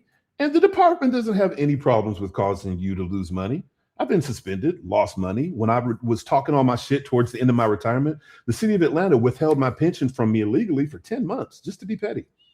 So that's a little bit further down the line, but it's little things like that and little pieces that all add to the puzzle of why I am really kind of gravitating away from policing. So wound up leaving SWAT, went back to the zone for a little bit for the graveyard shift. Absolutely hated it. But wound up was sent back. One of the chiefs sent me back to SWAT because they were like, look, I know that you're talented. I know that you're good at what you do. I know that they sent you out of here for ridiculous, fucked up, idiotic reasons. You didn't deserve that. And they sent me back. And so I was like, you're not gonna tell us what to do. So they wound up getting me out. And the way they did that was by rigging the SWAT school, lying to the lieutenant, giving him rules that had never applied before. I called it the Murphy rules, that had never before in 22 years applied to anybody. Yeah. And told him that was the way that things had always been. And so in the school, I'm a big guy. I was a big guy then. we had to do a lot of CrossFit stuff. So anybody who's over 6 feet tall knows that by the time you're doing things horizontally, gravity starts taking more of effect. So crawling on the ground and bear crawling and crab walking and monkey hopping or whatever else that other silly shit they do in CrossFit, it's harder for tall guys. Just we're stretched out more. So I'm slower. Right. And they told the lieutenant, well, there's a time frame where there had never been a time frame. The rule for years was keep your feet moving. And as long as you don't quit, you make it through. But right. The Murphy rule said he didn't make it back to the classroom by this time. So now I'm permanently kicked out of SWAT. So I go back, I make rank. I was like, well, nothing left to do but to make rank. I made sergeant. And that's when I really started to see the bullshit. Super duper kicked in. Because now I eliminate some of the people out of my food chain. I get a chance to see what the machine is made out of. Yeah. And that was wild. Okay. Yeah. Well, I'm looking at the chat, just seeing what everybody's talking about while we're doing it. It looks like some of the guys are talking about ghost cars and the legality of that. Let me see. Mana and Water said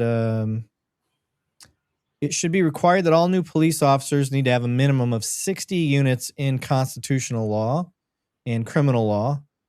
To promote to sergeant, you must have a bachelor's degree in the same. Now, I had said in the chat, I typed it out, but I wanted to address this. Absolutely on constitutional law. I ask all of our guests this, but I want to know what you've got to say, Murph. In your entire career, okay, how much constitutional law training did you get after the academy? So in terms of what was actually offered by the department, very little. Training was always hard to come across just by what they're going to give you or force you to go to. Every year, officers are required to go to in-service training, which keeps up their minimum credits for every year. And they do just like they do with any major corporation. They want to make sure that you get your segment for example, sexual harassment training, right? Because we want to be out here grabbing on booties. Control tactics or defense. Control tactics, use of force update. So all of the basic stuff that you kind of need to know, and that's it. But there was never an encouragement in the city of Atlanta in general to go to training. But when you're on specialized units, you will go to more training because it's required and necessary. So what do I think about that? I think that it's actually an excellent idea. I think that there are an alarming number of cops that are not well-versed in how the Fourth Amendment works, that are not well-versed in how criminal procedure works. And don't get me wrong, there's plenty of guys who do the job well every day. They don't violate rights. They're not stealing from anybody. They treat people fairly. They're kind and compassionate. They're good officers, but you don't hear about them. You know what I mean? And the truth of the matter is, in the 850,000 cops in the U.S. or whatever it happens, whatever that number has been, we have a far smaller amount of people that are fucking up, violating the law, abusing their authority than people might know. I think that when we look up and we see these videos and all of these instances of the police beating someone up or shooting somebody or doing something of that nature, now one is too many. And I want to start by saying this. This is not to make any excuses for one police use of force. One is too many.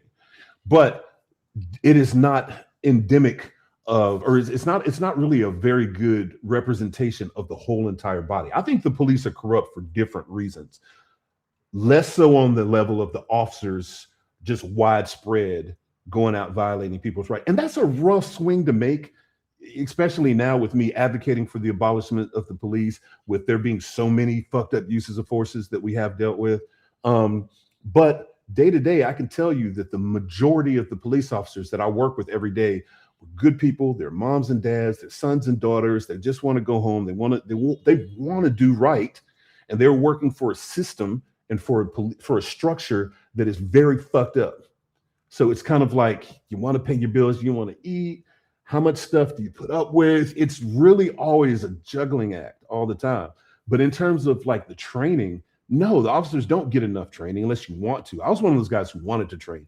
So I was always taking courses, constitutional law, criminal procedure, courtroom testimony and demeanor. Hell, I flew out to New Mexico and blew up a minivan at New Mexico Tech because I was taking a course called Prevention and Response to Suicide Bombing Incidents. I want to go out and learn about terrorism. So, being in the special units, I was always going to training. So my training roster is pretty heavy because I wanted every weapon system you could think of, just about, except snipers. I never went to sniper school.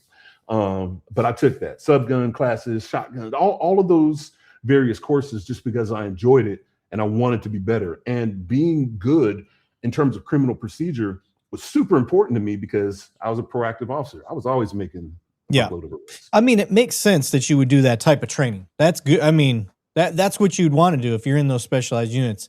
But the thing that I've noticed through doing the show, especially all the bad cop videos that, we do share on here, is it really, it isn't the big things. It's not a controversial police shooting or use of force.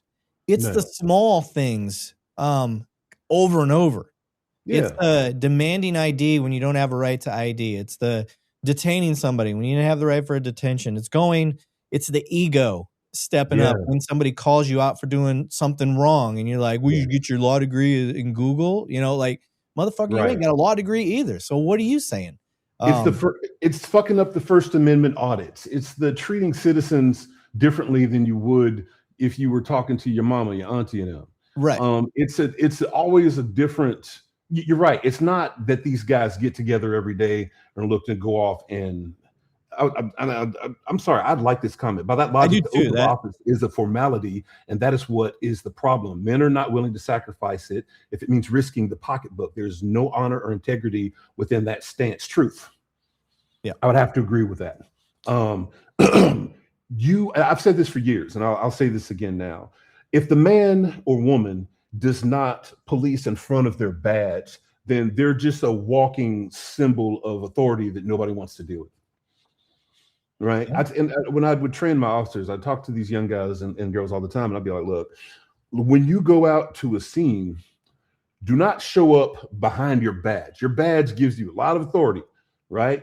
You can take people's freedoms away. If you have to, you can take people's lives away. You are given a wide berth of shit that you can do already. So showing up in that uniform, you are a walking representation of consequence. So most encounters that you have with people, especially depending on where you work, they might not be happy to see you coming because they're going to see that uniform first. So what do you do to work around that? When you open your mouth, before you even open your mouth, you need to look like you belong in the uniform.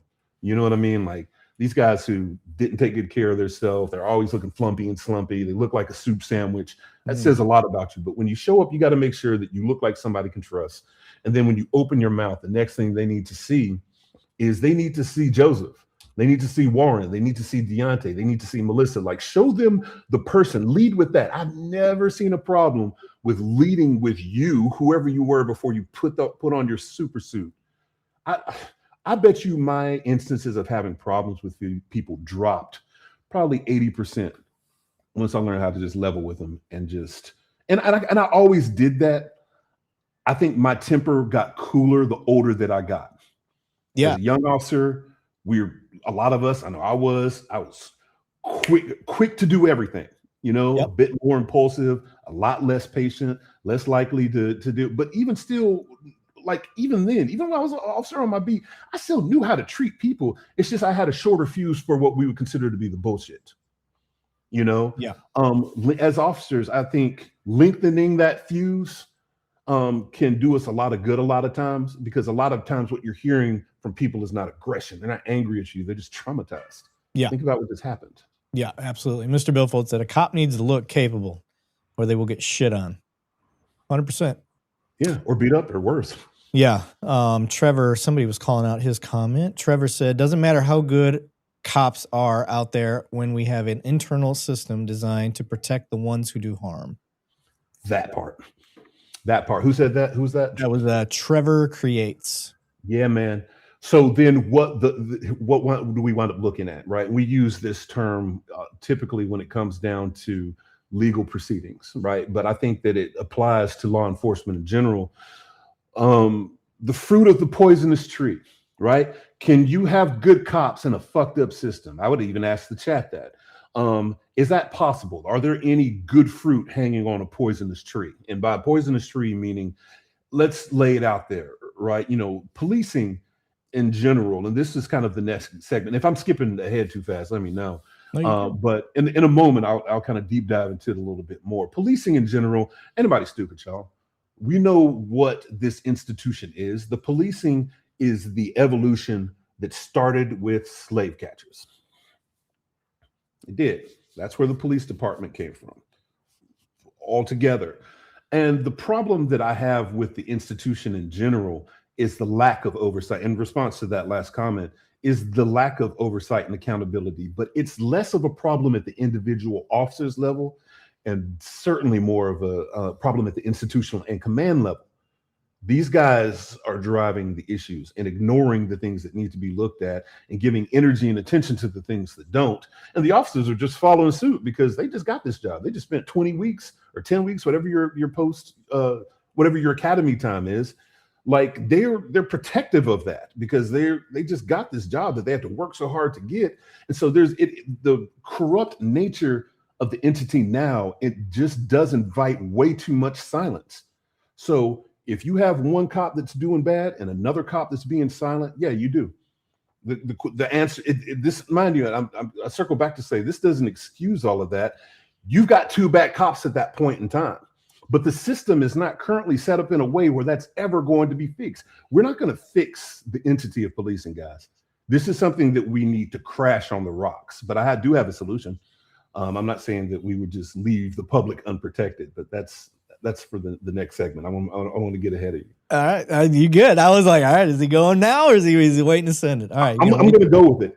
So I laid this out before. Let me quickly just wrap the whole thing up. I made sergeant in 2015. I started seeing from the supervisory level a great deal more of the corruption. And I can speak specifically to the city of Atlanta. The pressure for the quotas went way up. The doctoring of crime stats Atlanta is good for. We always want to try to polish that turd as much as we can to make things look a little bit better, because when we're coming to talk to you in those community meetings and we send our most prim and proper guys who look the best, look at our public relations officers, look at our executive protection teams. They all look real pretty. All of them. That's where all the pretty boys go. They're the ones who talk to you, because when we show up to talk to you all, we want to make you feel good. And I think the problem with Atlanta specifically is that we spent so much time trying to make people feel good, we've gravitated away from the truth and even gotten to the places of outright lying about a lot of stuff. But ultimately, we want to make you feel good, make sure you feel safe. You're not scared to go out to these restaurants. We want you to go into Buckhead and spend your money. And we want you to feel good about doing that. So Atlanta, as with several other departments, has dealt with issues of corruption with doctoring crime numbers. Someone breaks into a house. Oh, we can't figure out what's stolen. You've got a broken window over there, drawers pulled out all over the place. Back in the time when I came on, do you know how quickly they would turn that into a damage to property just because they can't prove that anything was stolen, so it wasn't a burglary? Ridiculous stuff. We've had officers and supervisors get in trouble for that. And in the sergeant's position, I started seeing those pressures and all that other stuff. And so I did that for about 8 years. Had a bunch of other experiences, but I was done. Wound up going viral back in 2020 in front of CNN at the George Floyd protest, because I recognized I said something to the effect of the crowd of people that were surrounding us. Hey, we understand why you're here. You have the right to be here. You have the right to be doing what you're doing. See why you're pissed off. I've got kids. I got to give them the same thing. And then next thing I know, I'm getting phone calls from the four corners of the earth saying, dude, you're on Al Jazeera. Dude, you're on Good Morning America. Because all people wanted in that moment was to know that they were going to be heard. That was kind of another hallmark of my supervisory career, I would say, because that changed a lot after I had that moment and kind of sided with the people and took a knee with the protesters and was out there talking to people. On my department, they were like, man, fuck this guy. He's not with us. Yeah. You know, out here being woke. Half these motherfuckers don't even know what woke means. Out here or being, you know, or worse, being doing something that's dangerous, when in fact, and we discussed this the other day, when in fact we were just reading the room. What are these folk right now saying? I think if we as cops spend a little bit more time listening to people, and when I say leveling with them, meaning if they're taking a knee, I've got 30 guys with guns standing behind me and a tank right there. I can take a knee and be okay, and and feel safe here. I know that, as we were talking about like protests and stuff like that, that's not always safe in every environment and in every moment, and or in every jurisdiction. I think it has a lot to do with what's happening. But in the minute that people are going through trauma, or that they're angry, or that they're riled up about something, all that they want to do is that you care about it, or that you care about what they're talking about. That often has a tendency to kind of bring temperatures way down. So that's what I tried to do. That's what I did at the protest. That's what I did throughout the rest of my time in supervision. And then I left all the way up towards the end. The corruption started getting just too heavy, too many things that were happening in the big picture of things. Oh, you found it. That is me walking with Lieutenant at the time, Tommy Atzert, Chief Erica Shields, and one of my former REDDOG brothers. And I'll just leave their names out of it because I ain't talked to them. I was trying to find the actual picture. That was the kneeling moment. That was the kneeling moment right there? Or one of them. Okay. Yeah, just getting people, because people were asking for it. And I didn't think that it was prudent or necessary to sit there. Because what do cops do at the protest? We're going to do one of two things. We're either going to be completely stone-faced and aloof, stand there with our robot face on, and no matter how much people yell and scream, we're just going to sit there and just stare at them as if they're not there, which doesn't make people feel good. Or worse, and I was seeing this at several of our protests, we can say fuck you without getting in trouble. So, right, excuse me, people are screaming and yelling and waving signs, justifiably pissed off. And what do? Smile, smirk, shoot looks, point and laugh. Nothing that's going to get us in trouble, but certainly a way to let people know that we don't give a fuck about what they're talking about. And that's what I saw at the protest. And the only thing that it was doing was making people more angry. And I remember having this moment at the time, thinking to myself, when my wife or my kids or someone who I care about is displeased or upset about something, what do I do? I remember having that thought at the moment. What do I do? What helps to bring down the temperature of that moment? So just keeping your mouth closed for a minute, maybe listening, acknowledging, validating. You don't have to agree with something that people are saying in order to validate them. So I was like, let me just try this. It works at home. And sure enough, it worked. And that works across and so that was always kind of a mantra in my career, but that was like the big moment, the world stage moment of trying it and then seeing it work. And then it worked, and it continued to work throughout the course of the protest, to the extent where we'd be in moments where people were throwing stuff. And I had guys literally, I'll send you the pictures later. At one point in the protest, I had guys coming up, standing up in front of me going, whoa, not this one, not this one.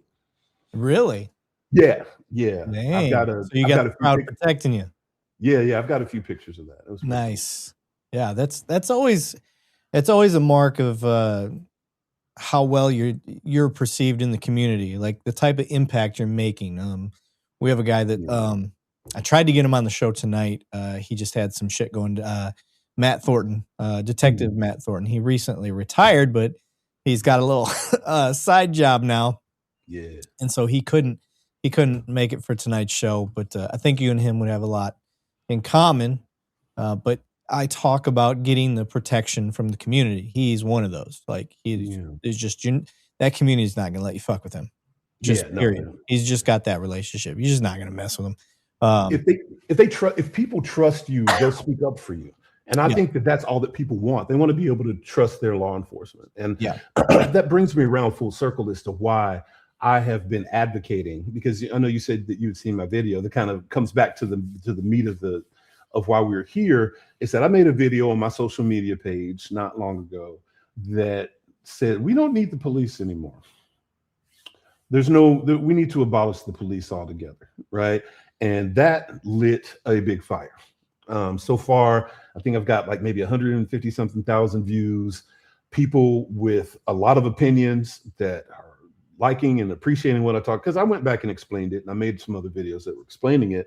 But I said, listen, guys, the problem with your police department that you don't know about is that people will typically show up. Like as a supervisor, I used to have to go to community meetings, right? And at the community meeting, we would sit around for a while and listen to everybody talk about everything that we are doing wrong. So as a sergeant, you're sitting down in this meeting and you've got to hear, we've got this, we've had 3 break-ins over here, somebody stole my kid's bike, we've had problems with people wandering around in the streets, kids hanging on the corner. You got to hear all of the laundry list of issues. And then every community meeting, every month, every time, you'll have that sergeant, whoever was forced to go, because nobody wants to go, who's forced to go, who's going to be like, okay, these are the crime stats.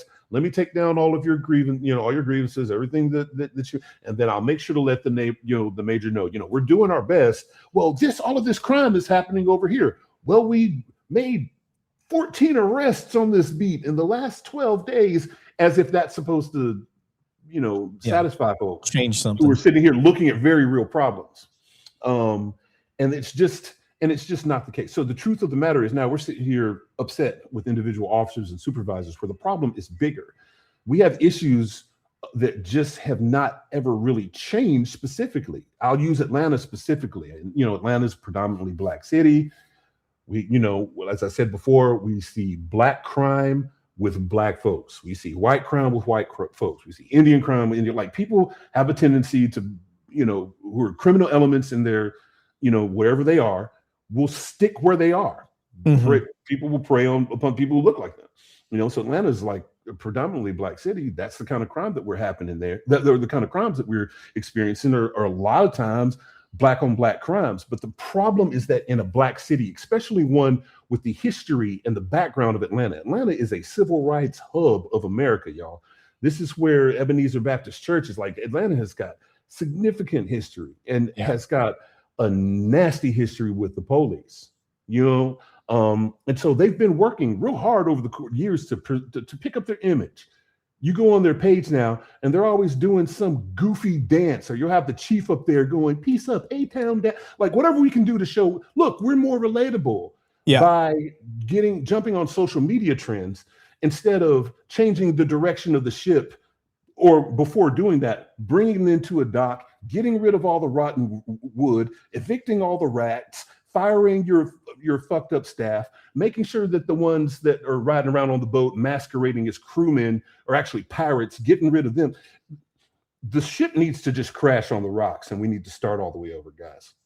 The corruption in policing goes just far too deep, unfortunately. And I'll say just in general, and I feel like the background and the history of it being, like I said, being the descendants of slave catchers, disproportionately policing in the Black community, which we very much, I told y'all, we still do in the city of Atlanta to this day. If anybody's interested to go and look at the crime stats, the numbers of drug arrests that are made in zone 1, which is, or like, let's say zone 4, or the west side of the town where more of the Black folk lives, or nowhere close to the drug arrests up on the north side where the white folks lives. And so the obvious thing would be to be like, well, the drugs aren't up there. Really? Anybody who's around the city knows that that's not the case. We just don't do it. So the reason why I believe that we need to abolish policing in the big picture is because of the overall lack of accountability. Your police chief, wherever you are, is accountable to one person.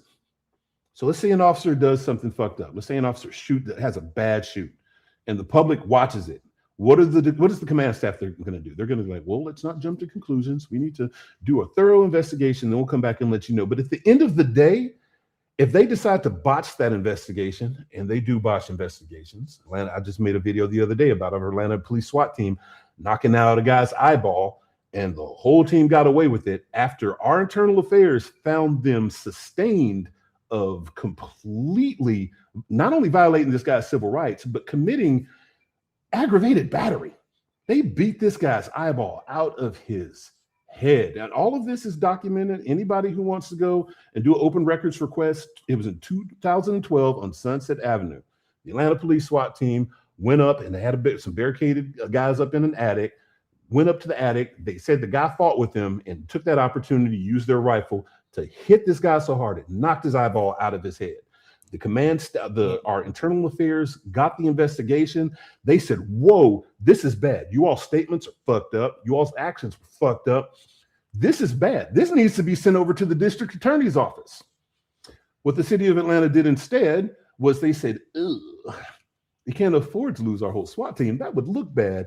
Let's just make sure this gets adjudicated quickly. So nothing in Fulton County, where the city of Atlanta is, goes to court and gets sentenced quick. People have open cases from crazy offenses that go back years and years and years and years and years. This thing gets adjudicated in like 6 months. This guy, and I don't know this for sure, But if I had to assume, probably quietly got a payout because the command staff took a look at the internal affairs complaint and said, wow, this is horrible. This is going to make us look bad. We're going to call it not sustained. Basically, against the recommendations of every investigative entity in OPS, including their major, who said, yeah, these guys are going down the pipe for this. And so it was stuff like that where they would turn it around. Now these guys are not in trouble. We can kick this guy a little bit of money. He goes off to jail and does his time, and then the public never finds out about it. Those things happen way more frequently than people recognize. And there's no accountability because all the chief has to do is go to the mayor, and if they're in cahoots, and they can just say, well, hey, buddy, you good with this? Yeah, I'm good with that. And then it's over. That's it. There's no accountability. So people are in these streets angry and they're upset and they're protesting and all this other stuff. Meanwhile, you've got a 2-person chain that was making all these decisions for everybody, 2 people. Not so with a sheriff's department. And this is the positioning where I am, is that I'm not suggesting that we leave our communities unprotected, uncovered, and unserviced. That would be irresponsible and immature. Hold on. I want people to see something. Go for it. I went to your page, right? I went to your Instagram page. And this is where we met. I didn't even realize we met approximately 4 weeks ago, according to Instagram. Mm-hmm. And I had saw your video. Yeah. And so I'm gonna just play it. We'll give you another view here. Yeah, please. So you guys can see it. Policing needs to be abolished. Biden referred to police as the enemy and vilified them as an oppressive racist force. What I'm charged with doing every day is making sure I keep white folk comfortable. Well, over there, they don't feel the same way. That's why I told them to shut the fuck up. There we go. There's no more use for cops anymore. What do we need them for at this point in time? Yeah, and mind you, this is coming from a person with 20 years with the City of Atlanta Police Department. You all know I was Zone 6 and REDDOG and SWAT and gangs and all of the zones except for Zone 2. I got a chance to do plainclothes work, so I've been around the way. Everybody who's been around the city a little bit knows me and has their opinions. Y'all will hear about all of them soon, because when this documentary comes out, woo boy, all of those folks are gonna be pissed as fuck.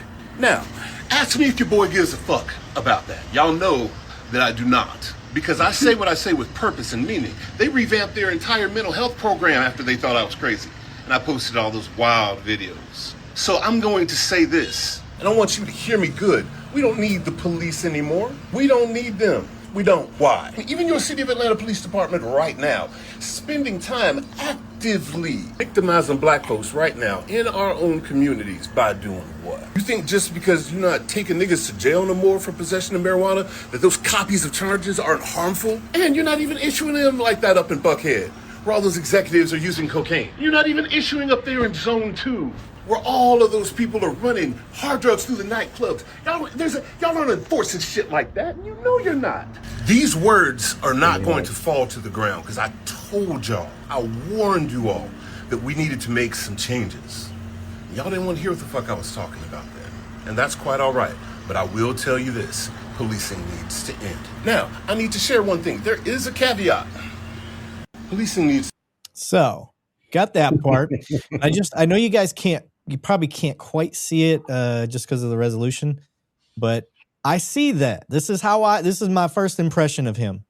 And if you're looking, it's REDDOG_Murph, if you're looking for his Instagram handle. So I see that, and the first instinct I have, because he doesn't fully explain, I'm like, well, they tried that in Chaz, remember?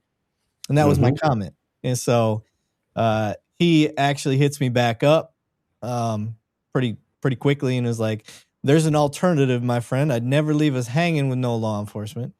And I said, I gotcha. And I just said, I got to say, I like what I hear from your content. Been in it 20 years, still going. And he said, I appreciate that. And be safe, fam. And so that is how we kicked off. And then we just kind of grew from there. So I liked that. And I liked that, I was poking because I wasn't sure what you meant. So I was like, well, we did try to do no police at all, and that did not fucking work. No police at all doesn't work, and it's not for people who are. I don't get me wrong. I understand the people who are on their just abolish law enforcement altogether tip, because we have to look at the harm versus the benefit. Not the police have not always been a force of good, and they haven't been people that people were looking forward to seeing based upon the community that you're going to be in, you know. And so I think it's important to give context and give credence to the fact that the people who are not for the police have reason to feel that way. But the truth of the matter is that there are still predators out here. And this is a follow-up video that I made too. There's a lot of predators running around here, a bunch. Yeah. And those predators will kill you. They will, they'll sexually assault you. They'll take your kid. They'll kidnap, you know, say they'll steal your car. We got to deal with it. Yeah. And so the idea of this turning into this vigilante system and this community handling all of its own problems doesn't work out. And we haven't seen any evidence of that working out. But one of the things that I think will work is an elected sheriff. The elected sheriff, guys, you all choose who is going to represent you. Think about this. You live in a community, right, where there are very specific needs to that community. Every community is going to have different needs. So we can't expect for the police to be the same in Atlanta as they are in, let's say, Maricopa County. Think about Joe Arpaio as an example, right? Think what you want to about him.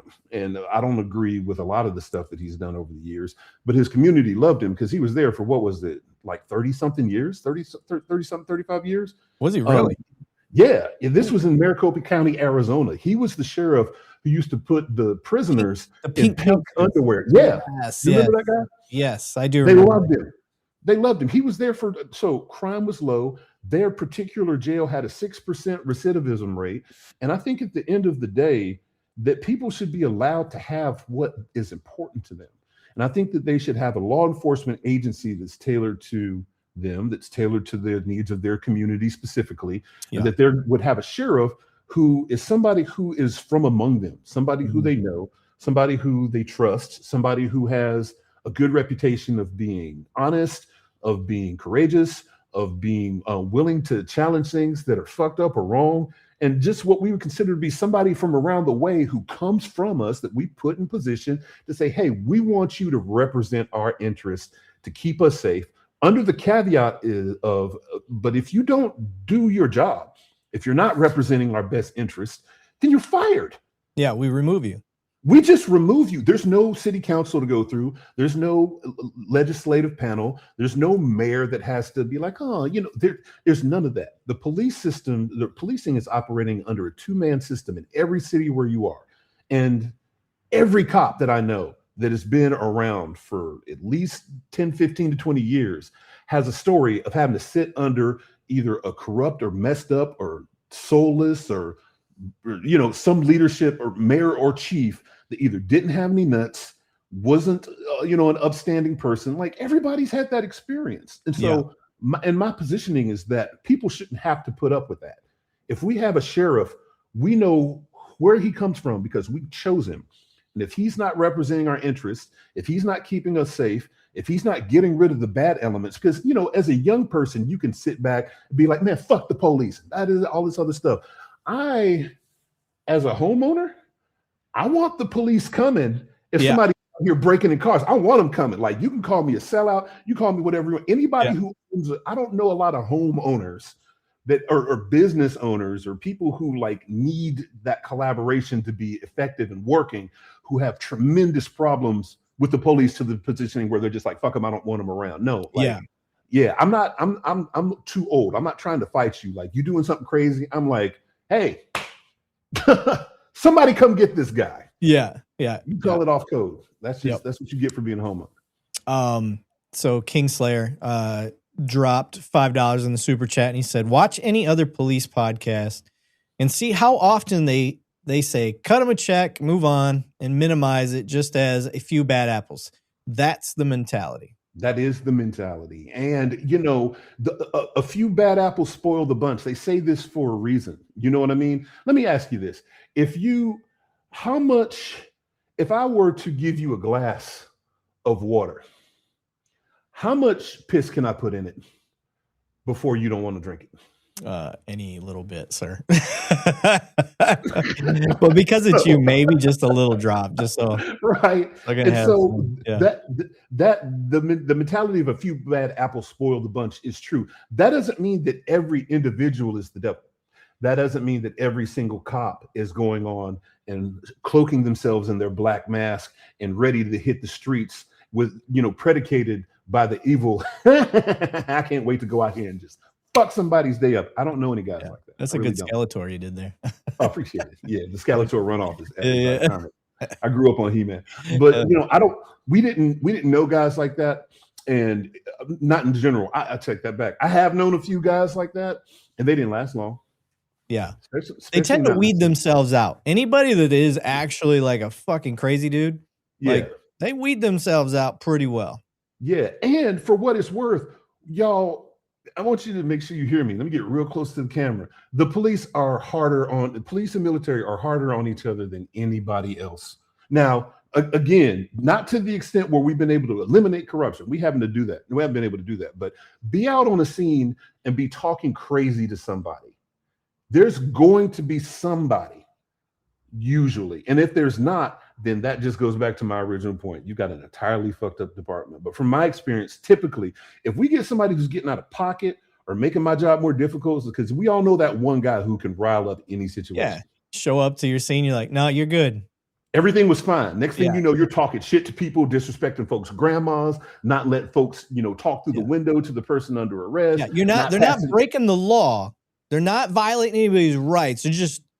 They have no emotional intelligence and no social skills, and they get the scene riled back up. And the next thing you know, you're in a use of force. Correct. Or riled up from nothing at all, just because you didn't have any patience and don't want to see, people don't want to see us.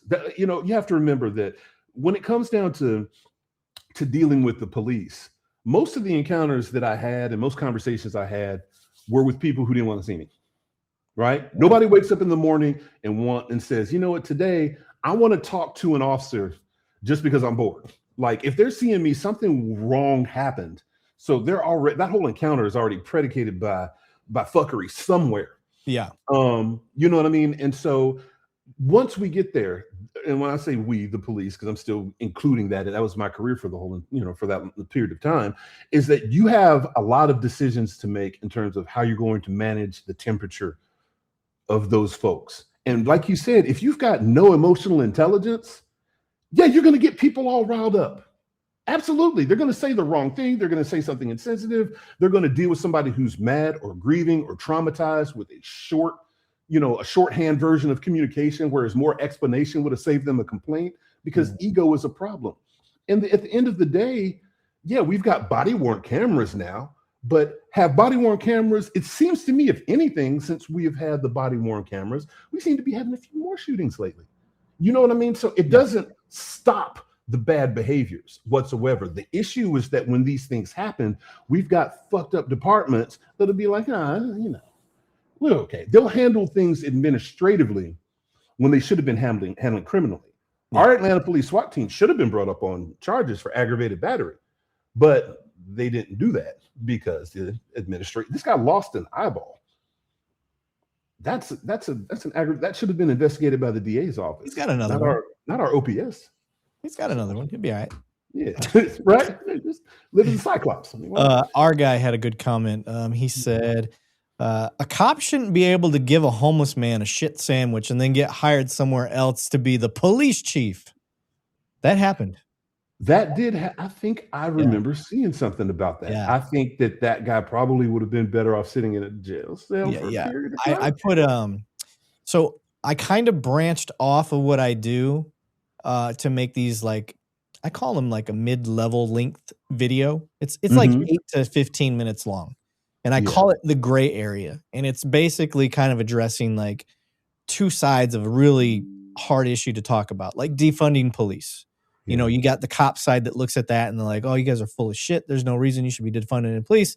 When you've got the community side, if you actually took the time as a cop to listen to their perspective, they're basically reached a point where they have no other way to get you to listen to them other than leveraging the money that you keep asking for and trying to get increased every year. And here they are, they've seen no change. So like I kind of talk about both sides of a real, controversial topic. Well, one that I brought up in one of these gray area videos is the Ronin cop or the gypsy cops, whatever you want to call them. The ones that before they get fired or before maybe even a criminal investigation occurs, they resign in lieu of termination. Right. And then that investigation stops. And then they never find out if there was a criminal act or anything like that because the cop left, and somehow they get hired at another department. And that's exactly what happened with this guy that they're talking about. He had done some poop. He had like a fucking fetish for poo. Like he did a poo prank at work, did another one at work that ended up getting him fired. And then he had gave a shit sandwich to a homeless guy. And then he ends up being a chief. Of course, it's a small town ass fucking department. But the point being is like, how the fuck do we not have a national? And this was my point in the video. We need a national registry that if you've applied for a police department, you enter the registry. Yeah. Just by applying. Yeah. Because it's important for me to know. Do you remember the Sonia Massey case, the boiling water? Oh, yes. I rebuke you in the name of Jesus. Boom. And yes. Yeah. So, by the way, that asshole. One of the worst ever, by the way. Yeah. That asshole's got literally asshole cancer. Yeah. He's got stage 4.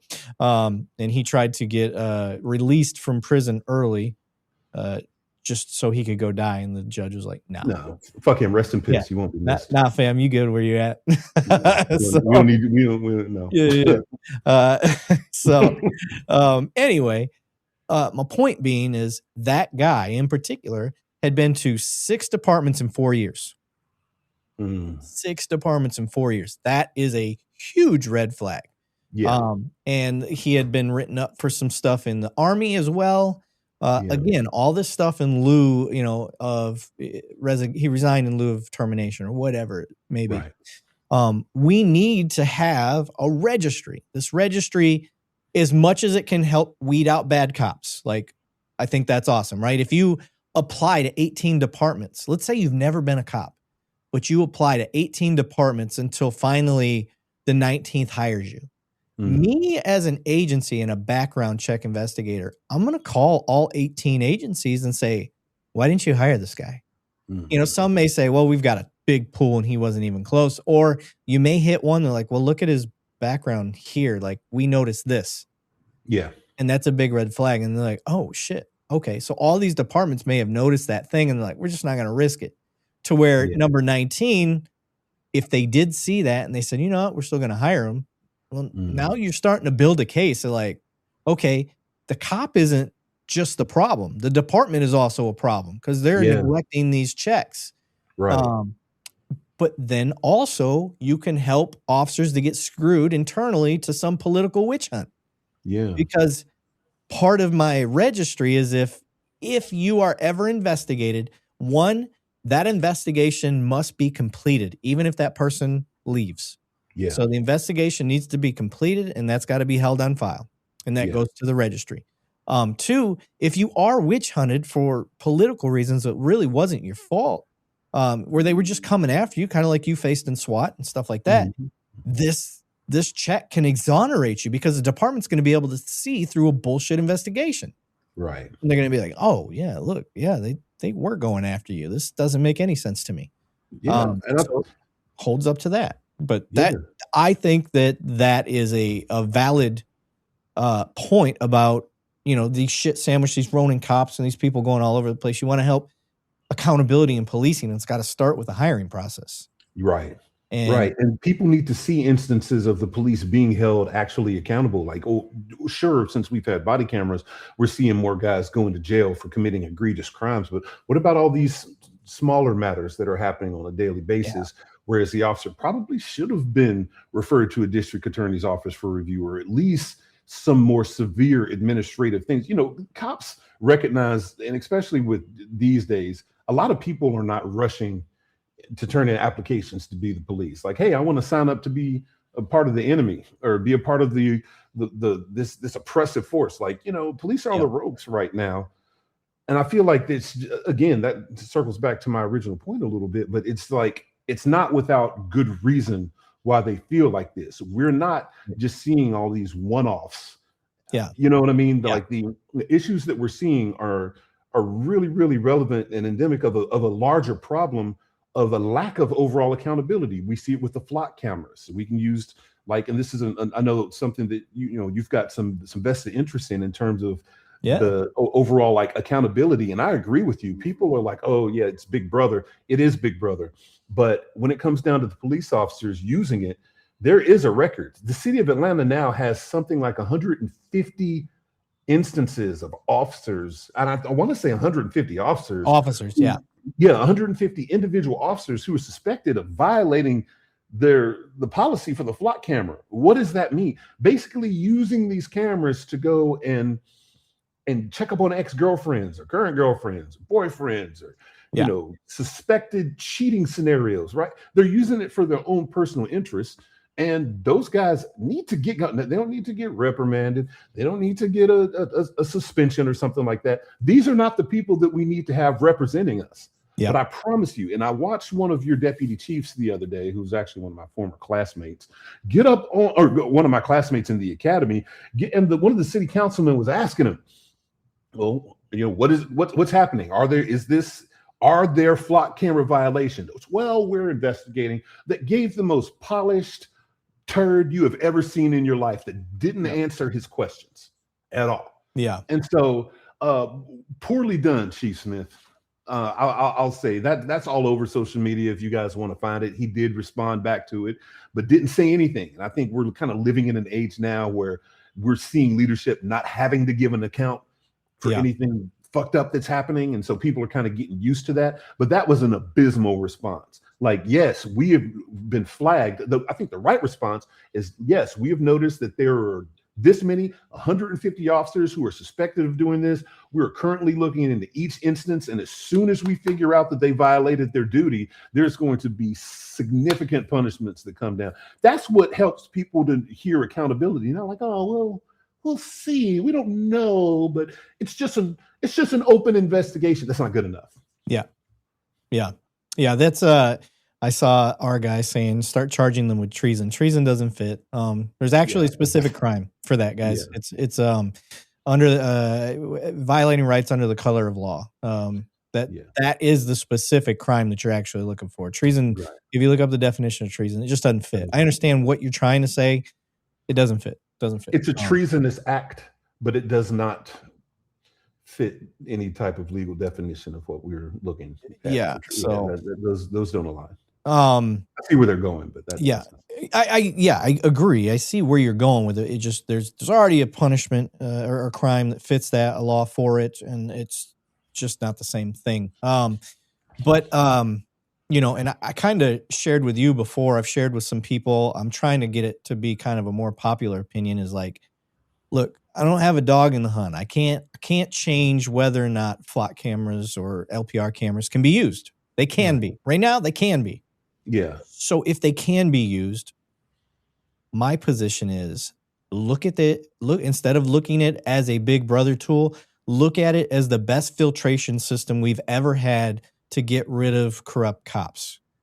And I think if you look at it in that way, it's kind of a cool concept. It's a cool perspective because people have been complaining for so long, and we've already had the discussion earlier on the show that we want good cops to call out bad cops. Yeah. Well, guess what? Now you've got a third-party, non-biased system that it doesn't give a shit. The moment you do something inappropriate with the system, it flags it.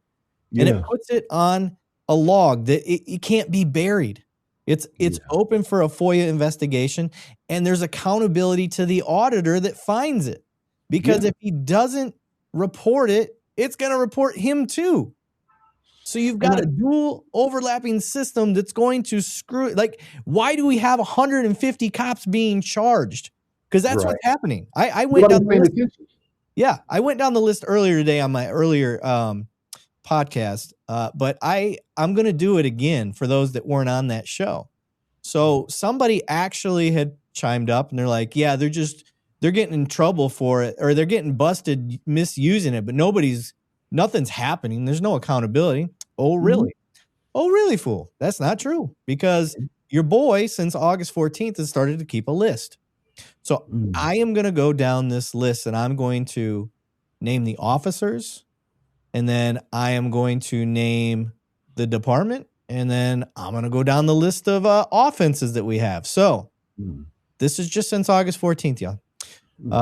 Titiana Davis, Jay Jackson, Nicholas Richardson, Brittany Smith, Isaac Wittes. Some of these names I'm going to butcher. I apologize. Tony Sierra Lewis, Kazavinian Stubbs, Joseph Calloway, Deputy Quenisha Goss, Sergeant Karubu Salawu, Patrick Isbell, Deputy Cynthia Jodeci, Lieutenant Chris Bryant, Sergeant Mike Creedon, Major Brandon Sellers, Deputy Christian Brewer, Investigator Curtis Hopkins, Lieutenant John McKenzie, Deputy Joshua Johnson, former Deputy Jaquarius Yarborough, Chris Roser, Tracy Royston, Investigator Andre Wright, Chief Michael Steffman, Detective Brandy Almy, Christopher Goodson, Jeramus Brown, Cody Hall, Elizabeth Snowman, Seth Elliott, Christian Morales, Josu Ayala, Detective Tarangi Chapman, William Kopp, ironic,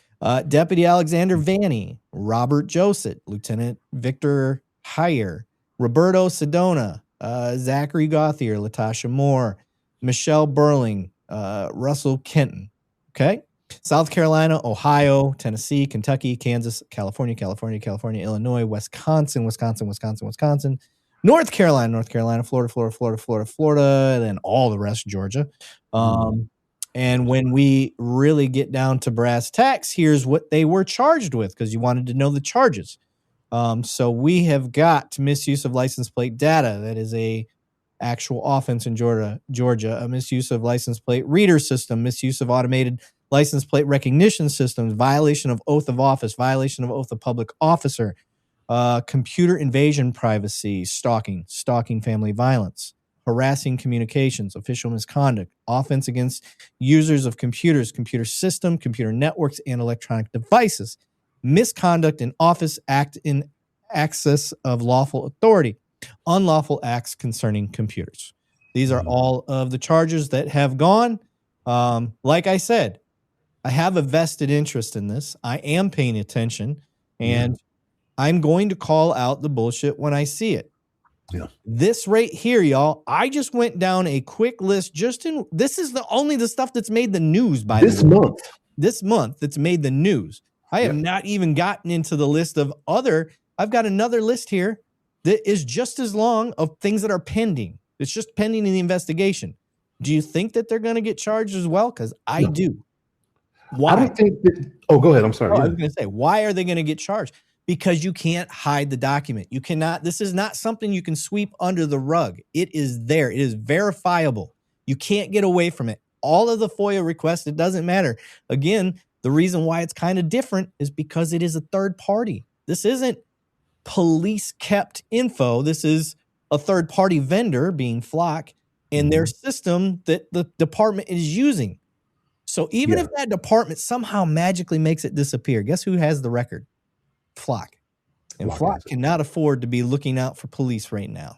They're not going to do it. They shouldn't. And I can tell you, and this is my strong suspicion, is that the city of Atlanta, because they have a proclivity to do this, is going to do their best. And this is just my prediction, that they are going to do their best to keep this administrative. We're always forever hurting for officers. The city of Atlanta is always, we don't have enough people. We don't have enough cops. That's why they're always ramping up recruiting efforts, making all these corny videos and all this other stuff. My prediction is that you will see very few charges for violation of oath of office. I think you will see very few charges for misuse of a camera monitoring system. That's a law enforcement resource, whatever that charge is in Georgia. I don't know it. I've been gone since that's been a thing. You will see this. My prediction is that you'll see this handled administratively, and those people who are violating the law will not have criminal consequences or accountability. That's my, because trust and believe, Atlanta is watching this now. They're going to have to try to figure out a way around this. Yeah. The command staff, they're going to start shucking and jiving soon to figure out a way around it.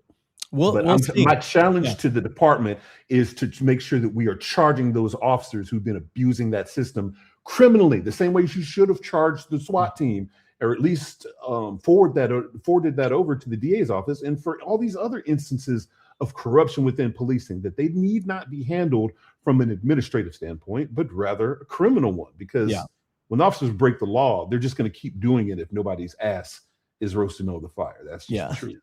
K-Palm said that me reading that was like a Key and Peele skit.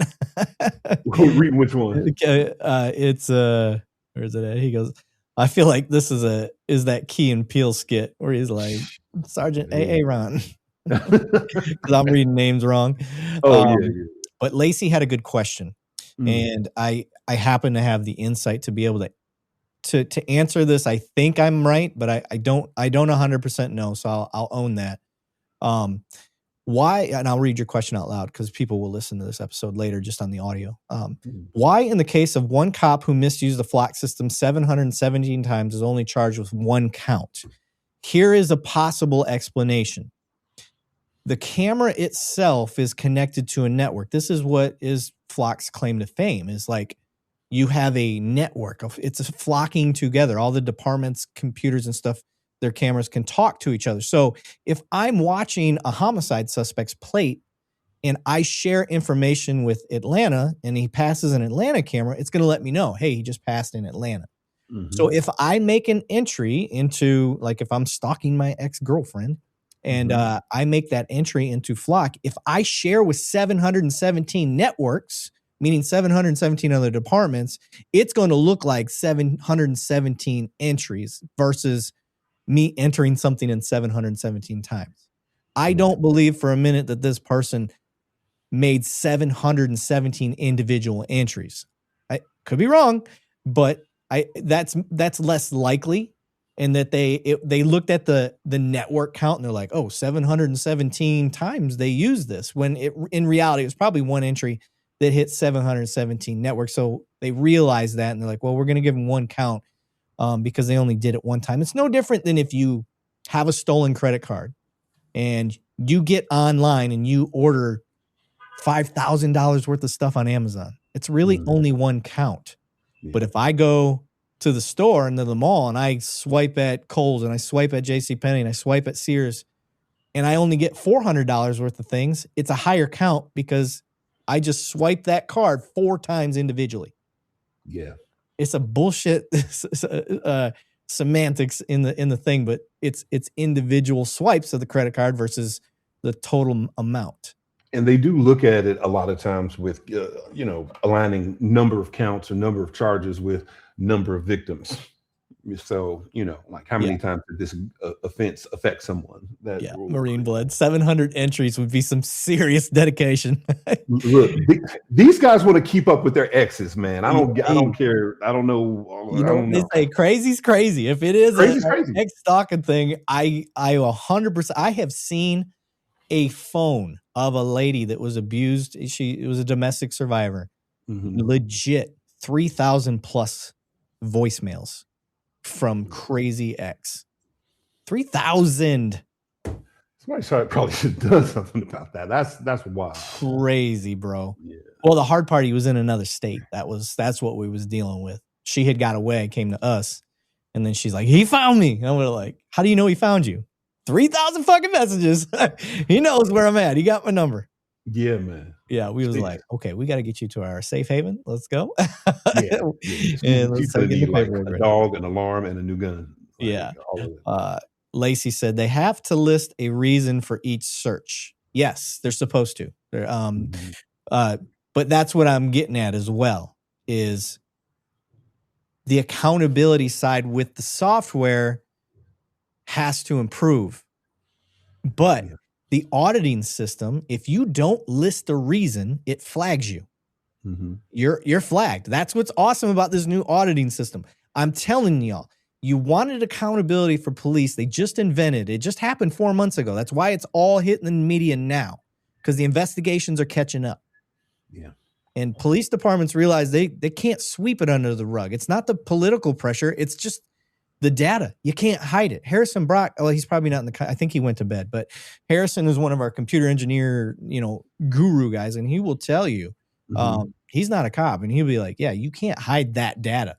And that's why so many people are getting busted and charged. So you have an amazing tool for filtering bad cops. I want to embrace it while we have it for as long as we can, because this is what my prediction, you made a prediction earlier, Murph, so I'm going to make a prediction now too. Yeah. Other investigative tools such as Clear, TLO, First Two, Leads Online, Accurate, like facial rec stuff, Cobwebs, all of these very invasive investigative tools. Yeah. They are going to create their own AI auditing system, just like Flock has.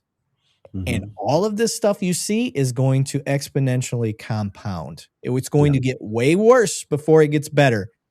And it's going to be, you said, put the ship against the rocks. That's kind of what this is. It's a digital boat that is just going to decimate against these vendor rocks of this auditing. That's my prediction. Yeah. And it's for the better. Yeah, and let's look at the big picture and really, give a minute to validate people's concerns, right? What we are looking at is the irritation of sitting under Big Brother, the nanny state, that is tracking your movements and every place you drive. We've got a record now of all of your places where you've been going, versus the efficacy of being able to find a missing kid who was just kidnapped, or a carjacked vehicle, or a bank robber, or something else where someone caused significant harm, and we need to be able to track them. Your stolen car now coming in and out of the same apartment community. So again, the problem is that the people don't have any say so. What they do is they have guys like you and me who can sit back. They've got retired guys like me that could sit back and be like, hey, this is how I feel about this. I think this is good or bad. We've got guys like you who have a lot of vested input and research and energy into actually affecting policy, and then you've got your average person who is just riding around, who is going to be driving past these cameras every day, and we've got their opinions. And I think that is the balance, right? The presence of the nanny state and knowing more about you and all this other stuff. Like, even when I get those updates on my phone, like on my app, where it's just like, well, will you allow this app to track your activity? Fuck no. Yeah, right. What I'm saying? Like, Apple is so good about that. They're one of the few companies that, like, they try to stop everybody from being able to see your personal stuff for the most part. And so nobody wants to be supervised and monitored all the time. And so again, I think that's why you have to make sure that you, as a citizen, are advocating to have accountability in your law enforcement, not just on the other side of things, meaning not just when we discover that there's been some fuck ups and the officers have been abusing the system, but on the front end, basically, that says, hey, we have say so as to who we put into these positions. Like, how are we even vetting these people? There's no say so in policing. You all who are sitting under police departments have zero say so whatsoever as the type of police that you're going to get. None. Yeah. Or as to who gets fired. We've all seen investigations from beginning to end where the officers should have gotten more discipline than they did, and then it never happened. It just never came around because the officers, the department either handled it administratively, gave them a slap on the wrist and put them out on the street, gave them a little suspension, when in fact some of these people should have been sitting in a jail. Yeah. Yep. Mana and Water said, total ALPR misuse cases, over 60 law enforcement officers have been formally accused, charged, or convicted of misusing license plate readers. Yeah. So, Tim, he didn't like my comment. Listen, I'm under no delusion that Apple still is tracking stuff for their own benefit, but they do a very good job at keeping other people from tracking on their iPhones, or at least giving you the option to opt out. Yeah, I agree with you, Tim. Apple sucks, but I still have it. Yeah, I know, right? I still got all my Apple products are glitchy. I'm just glad my MacBook is working so I can do this now. Yeah. So I want to kind of dive a little bit into, you're retired now. You're out here making waves. We're going to try. I, for sure, just because you and I talk so naturally together and we talk very well on the phone while we were bullshitting, You know, I plan to have you on more regularly if you're willing, but Oh, for sure, man. This is good. your internet connection has surprised me. I thought that was going to be the big hang up. But you are in Vietnam. I'm in Vietnam, man. Left the United States. Huh? What's that? What the fuck? Why? Why Vietnam? All the places. You're just like, you know what? I'm going to go to Vietnam. Let's go. Yeah. So y'all are going to laugh at the reason why. So I was taking my wife to get her nails done. And this sounds just like the beginning of the most stereotypical worst story ever. But I took my wife to get her nails done, and we're sitting in the nail salon. I think it was up in Gwinnett someplace, and there's a lady named Miss Lily who was just so extraordinarily kind. And I had not been like actively around a lot of like Vietnamese people or the culture for quite some time. And so now I grew up around a lot of Vietnamese because I went to a school that had international exchange students. So when I was a little boy, I had a very close friend named Thuy Tran. It was a little girl who used to be in class with me. She rode the bus. She spoke limited, she didn't speak a lot of English, but I made friends with her, one, because I thought she was so cute, but also just because she was such a sweetheart, and we used to ride next to each other on the bus as well. And so, throughout school, I knew I'd run across Vietnamese folks, but all of them were just so incredibly, like, I noticed that there was something about that culture that was just very, very attractive to me in terms of like, I want to sit down and talk to these folks. I want to be around them. So anyway, we're sitting in adulthood. I'm retired. Me and my wife are about to go and look at traveling the world and visiting places. So we made a pit stop. We lived in Costa Rica for a little bit. We came here because of that experience in the nail salon. And I think Miss Lee or Lily, I have to remember her name, was just so effusive about, you've got to visit Vietnam. You'll have such an amazing time. You'll have a great time, the culture. And she and her niece and the other lady who were working in there were just so sweet and kind. I was like, this has really been my experience across the board. Yeah, let's check in and see, and I got here and I was like, oh my gosh, these are the best human beings on the planet. They're kind, their way that they just kind of communicate with each other. Like the Vietnamese just have such an amazing culture of kindness and respect. Like every time I've been out in public and found myself, because, as a foreigner and as an expat, something's going to go wrong. You're going to get lost. Your motorbike's going to catch a flat tire. Something's going to happen.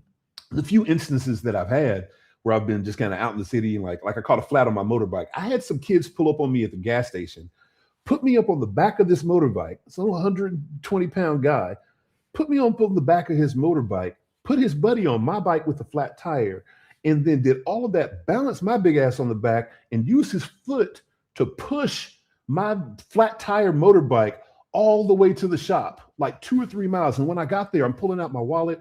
I'm trying to offer him some money. He wouldn't take it. He's like, no, this is free. This is for you.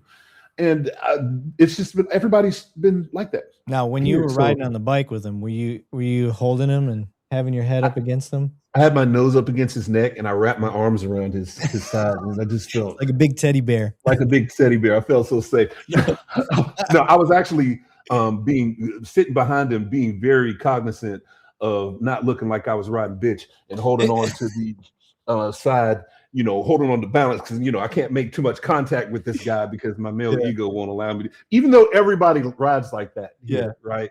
I still had a lot of America to sort. The Alabama black snake was right up against his hindquarter, wasn't it? Just laid right up on his back, bro, the whole entire time. It was an experience. No, but everybody, I didn't care. Everybody rides like that here. I've noticed one thing that's very interesting to me here is that guys will ride, like a woman will be driving her motorbike and a guy rides on the back and with no problems at all. And so I think a lot of like American standards of machismo and all this other stuff are like, they're just not worried about that here. You know, they're just friendly, nice people. And then, living on a beach for the cost of, what it would be to live in the inner city in the late 70s, early 80s is awesome. Like I will eat a meal today and spend $2 on it, on the whole thing.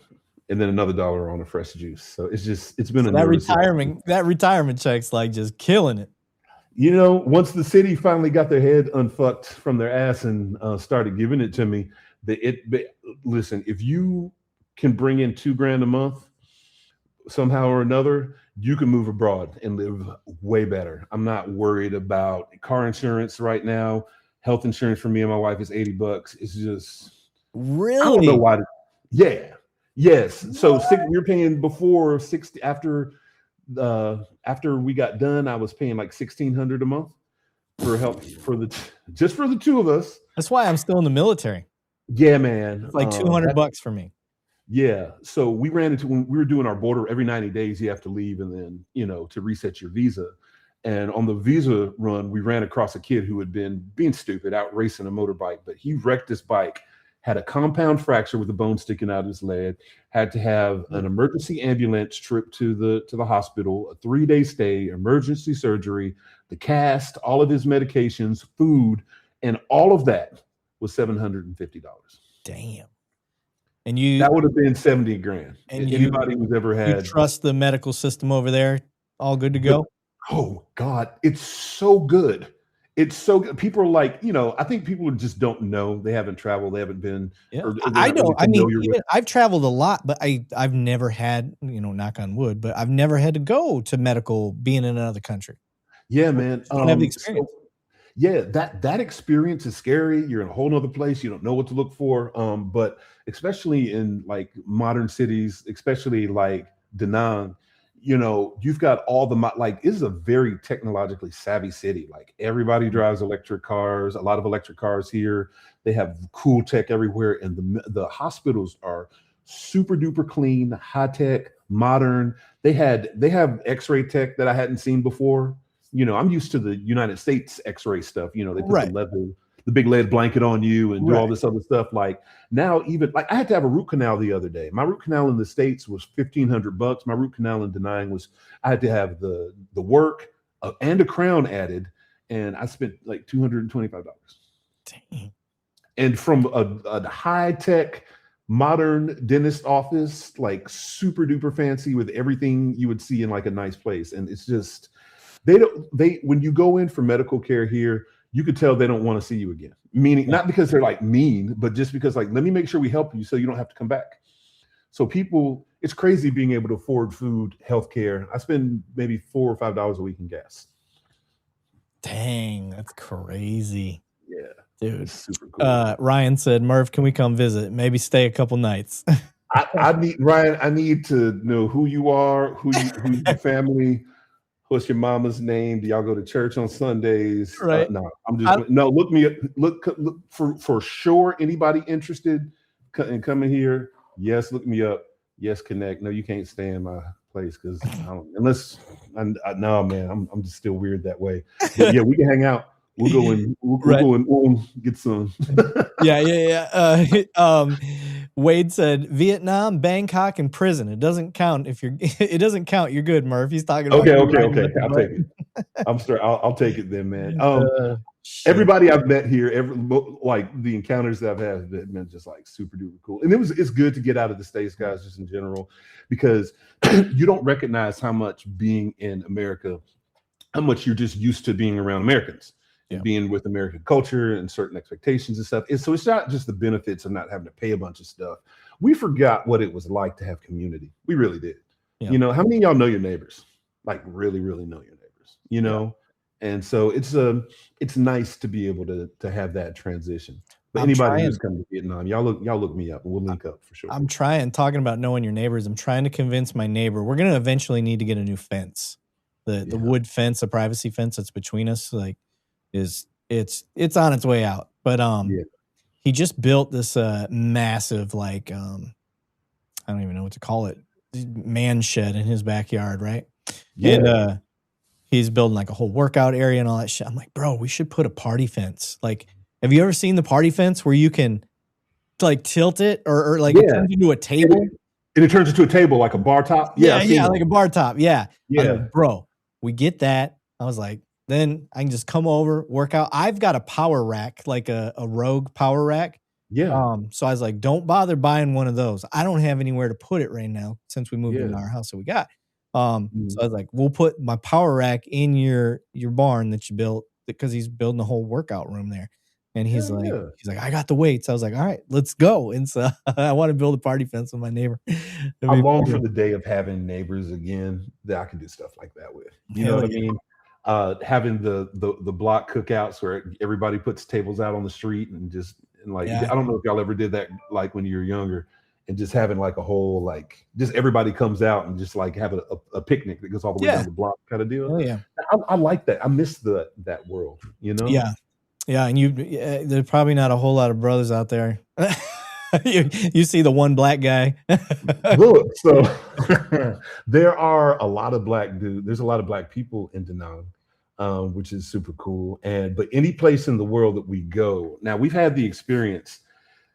Black Americans, we recognize one another, and we're always so excited to see each other. So when I see another brother out here in Da Nang, this is how we recognize it, and this is how I can tell the difference from like seeing like somebody who's like from Britain or African, or not American, Nigeria, or something like that, because their culture is not really predicated in speaking a lot. Yeah. So I make the mistake. I'm just excited, especially when we got here to Vietnam. We weren't in Da Nang first. We were in Ha Long Bay, and there were not hardly any. I didn't see any American brothers out there at all. So with the exception of like in the last couple of days, I saw my first one. I was super excited. You know, I did the head nod to him, and he's like, you know, I was like, you know. Yeah. But interestingly enough, I'm learning that just from on a cultural tip, like Brits, like Black Brits, don't really do that too much. Africans don't like, and we talk about Africa. People talk about Africa like it's a country. But folks from like Nigerians, folks from Liberia, just stuff like that. But African cultures in general are a little bit less likely to acknowledge. That's very much an American thing. Yeah. So I can always tell that I see another brother from the States because I do the head nod, and he'll do the head nod too, because we're so excited to see each other. And next thing you know, we're dapping up. I was saying it's like finding two unicorns that run into each other. Yeah. It's always a good number because expats have a tendency to have the same kind of mentality on things, man. We're looking to kind of dissociate from the bullshit, get out of the political arena, reset our nervous systems, eat some healthy food, save some money. So you got people with stuff in common, which is cool. Yeah. I love these type of comments. JT 2020 said, you should take serious action with San Antonio against police chief accused of giving a homeless man a feces sandwich. Disgusting from those who are supposed to be a higher standard. This keeps coming up. This really fucked people up. Like, what's wrong with this dude? Yeah. The one who did that. Yeah. Now, I understand that you want serious action, but when you say I need to take serious action, I've got just as much authority and swing in the game as you do. So you do it, brother. Yeah. Pointing at me to do it is just, you do it. I'm we the people just as much as you outside of my own police department. Yeah. So I can do a lot in my own fishbowl, but I can't do anything outside of that.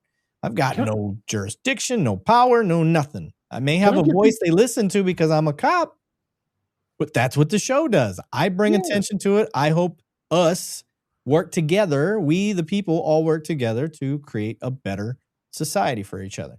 That's Can I give people a little bit of context in that? Coming to these community meetings, the question was always looking at the police saying, what are you going to do? What are you going to do? This is happening. Crime is here. What are you going to do?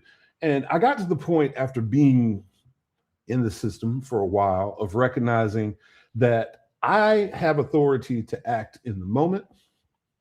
And I have the authority to come back later and testify as to what I said and what I did. But in the big picture of things, citizens, you guys don't recognize that you have a lot more say-so than you think. You have a say-so is to decide if you have a police department or a sheriff at all. You have the say-so to decide specifically that's why going to the polls outside of the big election is important. You got to figure out, what's important to you as a community, and then make sure that you show up to the polls to vote for those things that are important to you. It is far more important, and people may disagree with this, but I have seen far too much evidence to show that it's true. It is more important that you go and vote in your local election for who's going to be your magistrate judge than it is for your vote for who's president. Your vote for the magistrate judge is going to affect your vote for the sheriff is going to affect you more on a day-to-day basis than who you vote into office as president. And so when we went into the community meetings and people would be like, you guys aren't doing enough, I'd say, look, let me tell y'all how to fix this problem.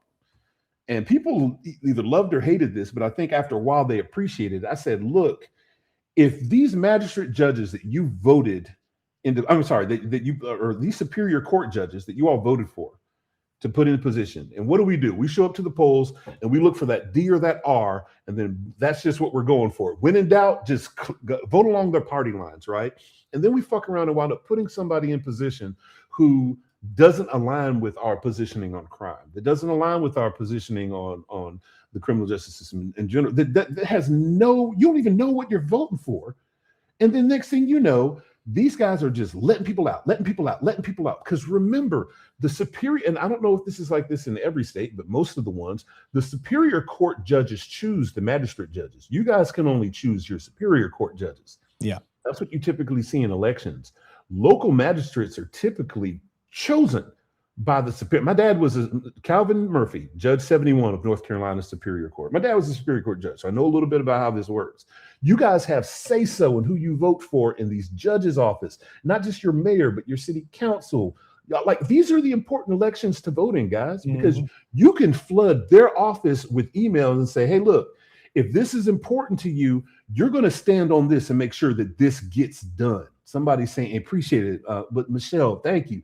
You know, like, people will give you the opportunity to sit and talk to the police, and you can complain till the cows come home. At the end of the day, that officer is going to pull back in service after that sergeant's going to pull back in service after everything is done and get back to being reactive, because the days of proactive policing, going out, really getting in these streets and chasing down the dope boys and doing all this other stuff are quickly coming to an end just because people aren't fucking with that. Yeah. And I think people should have what they want, but we need to understand that there's consequences. When the officers pull back, crime is going to go up in some ways. If the officers pull back altogether and they're not out there checking on anybody, then we should expect to have more crime. That's why we need to have a different system, y'all. And I hope that the dots are starting to connect. There's a way for people to have more say-so, and you get to that through having your voice heard through your voting power. You vote into position the people who you want to be there, and if they don't do their job, you fucking fire them. Yep. Give a shout out to HBO Matt. He dropped $5 in the super chat. The asshole, he knows better. He said, found out the Alamo has banned rifles. I'm gonna have to go fix that. They messed with everyone else. Now open carry Texas is going to get in on it. You may not know HBO Matt Murph.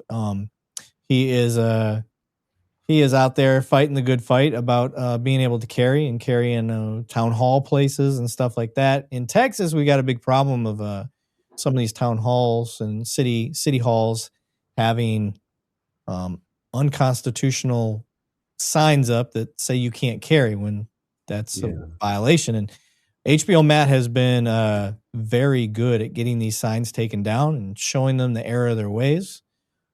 So we love having him. We've had him on. Love talking to him. But he dropped $5 for us, and he's out there doing the Lord's work. We love it. So I know that's right. Can I weigh in on that real quick? I am probably the biggest gun guy you have ever seen in your life. I've got a Fort Knox Maverick safe, 1,000-pound safe at home. I've got a 300-pound safe. I've got a couple other safes back in storage and I don't know how many guns I have anymore. To be honest with you, I have no idea. Something in every make, model, platform, bump fires that I used to have before I lost them in that tragic boating accident.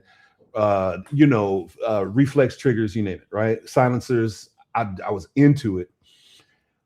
For the first time in my life, living in a world where there's just no guns anywhere, and I know that's not the state of affairs in the United States, I have started to really change my views on gun laws.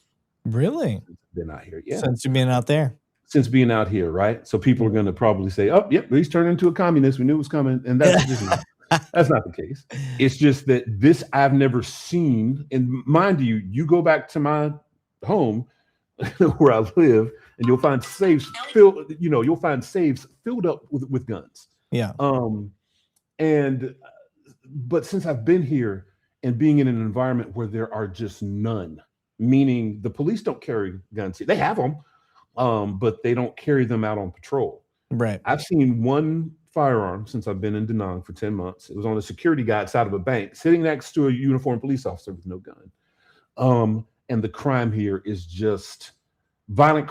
Like, I don't even know what violent crime is here. Typically, it's happening because some foreigner is drunk and does some dumb shit. Doing some dumb shit. But when it comes down to the locals, I haven't seen any evidence. I know it's anywhere you go, there's crime. I just haven't seen any evidence of it whatsoever. I haven't heard any news reports of people shooting each other because nobody's carrying guns here. So interestingly enough, and I know America's a different world. Our society, and I used to make this argument all the time, was formulated based off of distrust for the government. We have the Second Amendment because we were not like the Brits. Our society was not stabilized by the love of queen and country. We distrusted our government, and so we armed ourselves. But it's been very interesting to see a world with no guns and that's entirely safe. You know, my wife can go downstairs at 2:00 in the morning and walk around on the streets completely safely. And so it's like, I can see what people are talking about now, you know? And I love my guns. It's just kind of starting to change. That is interesting, sir. I like that. Well, sir, we are creeping up on 3 hours. We're about 2:45. So I am going to wrap it up. I do appreciate having you on, sir. We're going to have you on some more as long as you're willing. Oh, man, I'd love to come back, brother. This was a good time. I'm watching the comments, and I get a pretty good vibe from my comments. They don't dislike you, so at least not from what I'm seeing so far. And I think sounds good. I think they definitely love the fact that you're willing to answer the tough questions and call out shit that you see. Which I think I even put in the description that there's going to be a twist, and I find it interesting. You know, your path was so, optimistic, and then at the end, even though you have a negative connotation towards what your experience was, I still don't feel like you have a negative, cynical outlook to it. I just think you think we got to fix it, and here's how we fix it. There's a positive to it. And I think that's why you and I get along so well, is because I am idealistic, optimistic guy, and I didn't have the negative experience you had, but I know it exists. I've seen it. I've seen it. That's why I keep doing what I do. So we're able to have this conversation and both believe that we can help fix things. It's just, how are we going to get that done? Well, we got to have these conversations. Yeah, for sure. Got to be honest. We got to acknowledge the other person's perspectives. And I think that's what we're doing on here. And it was good. It was a good show. It was a great show, man. I mean, so one, I would just want to say thank you for inviting me on here. Let me share my story. It's been just, bantering back and forth with you and with your viewers, man, has been an extraordinary experience. And, one of the things that I really appreciate about your channel and content is that it's difficult to be sworn to something and be able to still maintain a position of balance and moderation. Yeah. The all police, or I never find too many great arguments with people who stand with the all police. You know what I mean? So the folks who are like, all cops are bad, and it's just not the case. I think that being able to look at things individually and objectively and be honest about the good parts and the bad parts of them, about what we need to how we need to address it, is dope as fuck. And your content, I think, is really, really relevant. And I hope for, that you pick up a lot of viewers from this episode, man, because like, this is what creates trust with people who are dealing with law enforcement, folks who are willing to say, yeah, this is fucked up right here. This is the name of the fucked up person. This is the name of the fucked up action. And this is what we needed to do. Man, I think if we had more of that, law enforcement would be looked at differently. Yeah. Because you can't, let's keep it a gram. You can't polish a turd. Yeah. Some things are need to be changed. Some things need to be gotten rid of altogether. Some things need to be steered in a different directions, and some need to be left alone. But I appreciate the balance that you bring. So thank you very much. Appreciate it, Marines Blood. Good look. Yeah. That's one of my mods. He's looking out for you. Oh yeah. But yeah, it's I think personally, and I'll end it on this. I do think personally that if we can get cops to have these conversations, because I've had these conversations with lots of cops that have a similar perspective that I have. Yeah. That would help the public realize there's more than just a couple cops that get it. There really are a lot of cops that get it. They just don't speak it. And not everybody's comfortable doing this. Like this is a rare thing. Like I happen to be lucky. I'm very much a extroverted person, and I picked up on this pretty easy. It worked for me, but not everybody's got the social skills to do this or the want to do it like this, and that's fine.